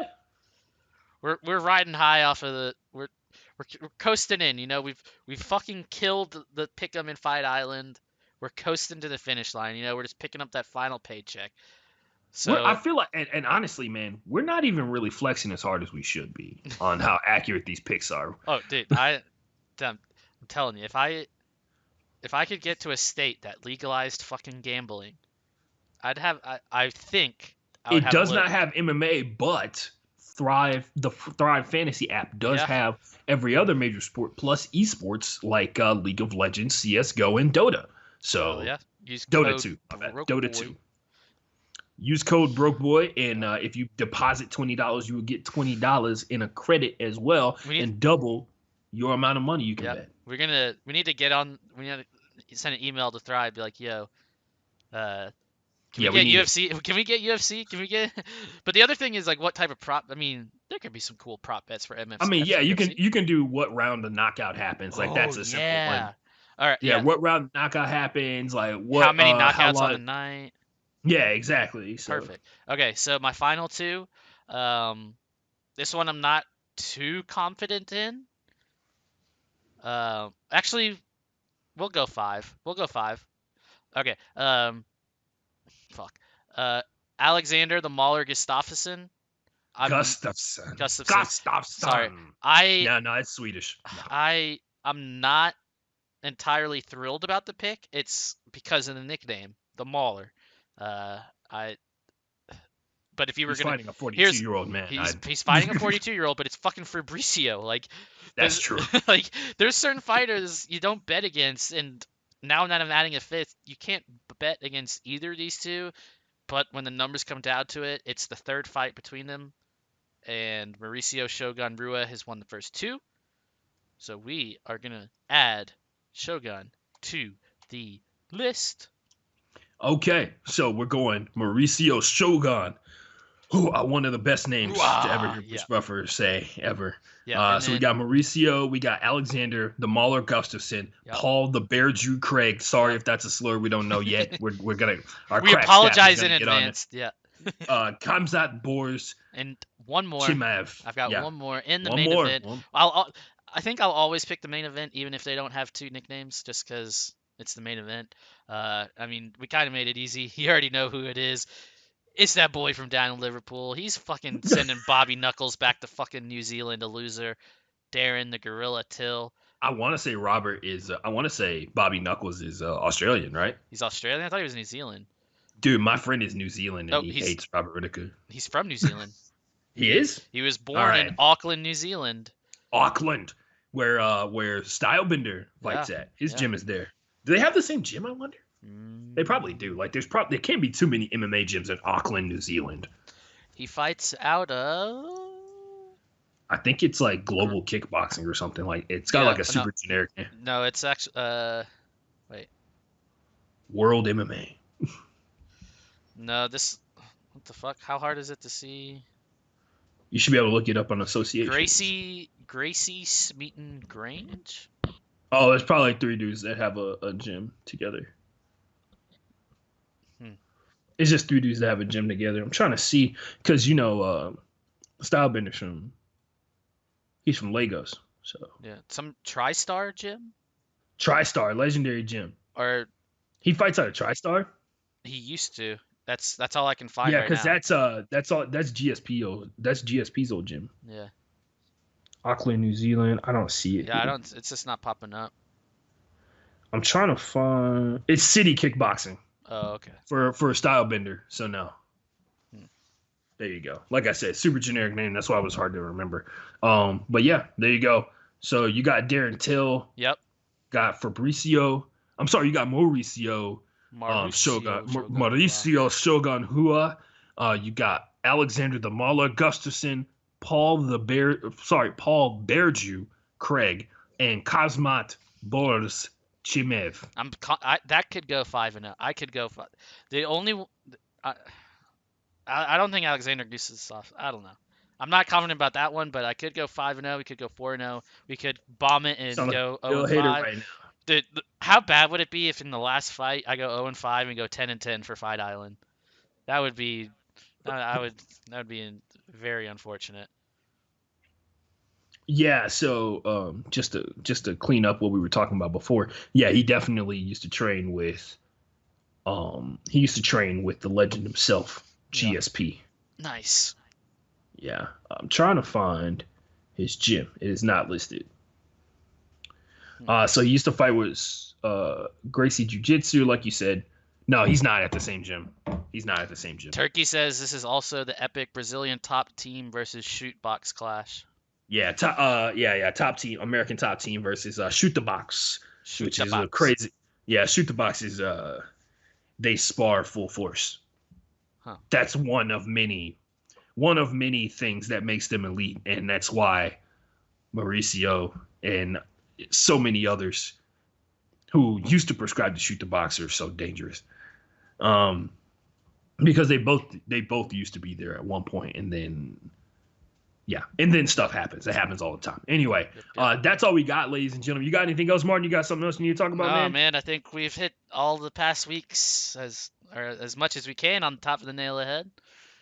Yeah, so we, ladies and gentlemen, this is the part of the show where we tell you where to find us when we're not doing this wonderful program here. First of all, if you want to follow us on Twitch, all you got to do is type in Broke Boy Sports. Yep. If you're here right now watching us live, go ahead and click the follow button, whichever direction it is. Follow my finger until you see the word follow. But yeah, twitch.tv/BrokeBoySports. We're on Twitter as well, Ashton, at it's Broke Boy Sports Pod on the Twitter. Yeah, Broke Boy Sports Pod on Twitter. Follow me at FB_playbook. Follow Martin at Martin Pape _ MartynPape_ on that one. He should come right up. Follow both of us and the podcast so you can get the tweet when we go live. Where else? Oh, Instagram. Follow me on Instagram at the Ashton Forever. I actually just passed 1,000 followers on Instagram. So shout out to everybody who's been checking me out and everything like that. Appreciate that. Anything else, Martin? Oh, my bad. Download the Thrive Fantasy app. Use promo code BrokeBoy, and you get $20 for putting $20 into the app to gamble on. And you can use esports. You can gamble on esports and every other major sport in America: NBA, NHL, MLB, prop bets, daily fantasy, all that good jazz. Hell yeah. It is another one in the books. Episode 83. We're officially calling this one out. Farewell to Fight Island. We out. And there's only one thing left to say. Stay home, Roger.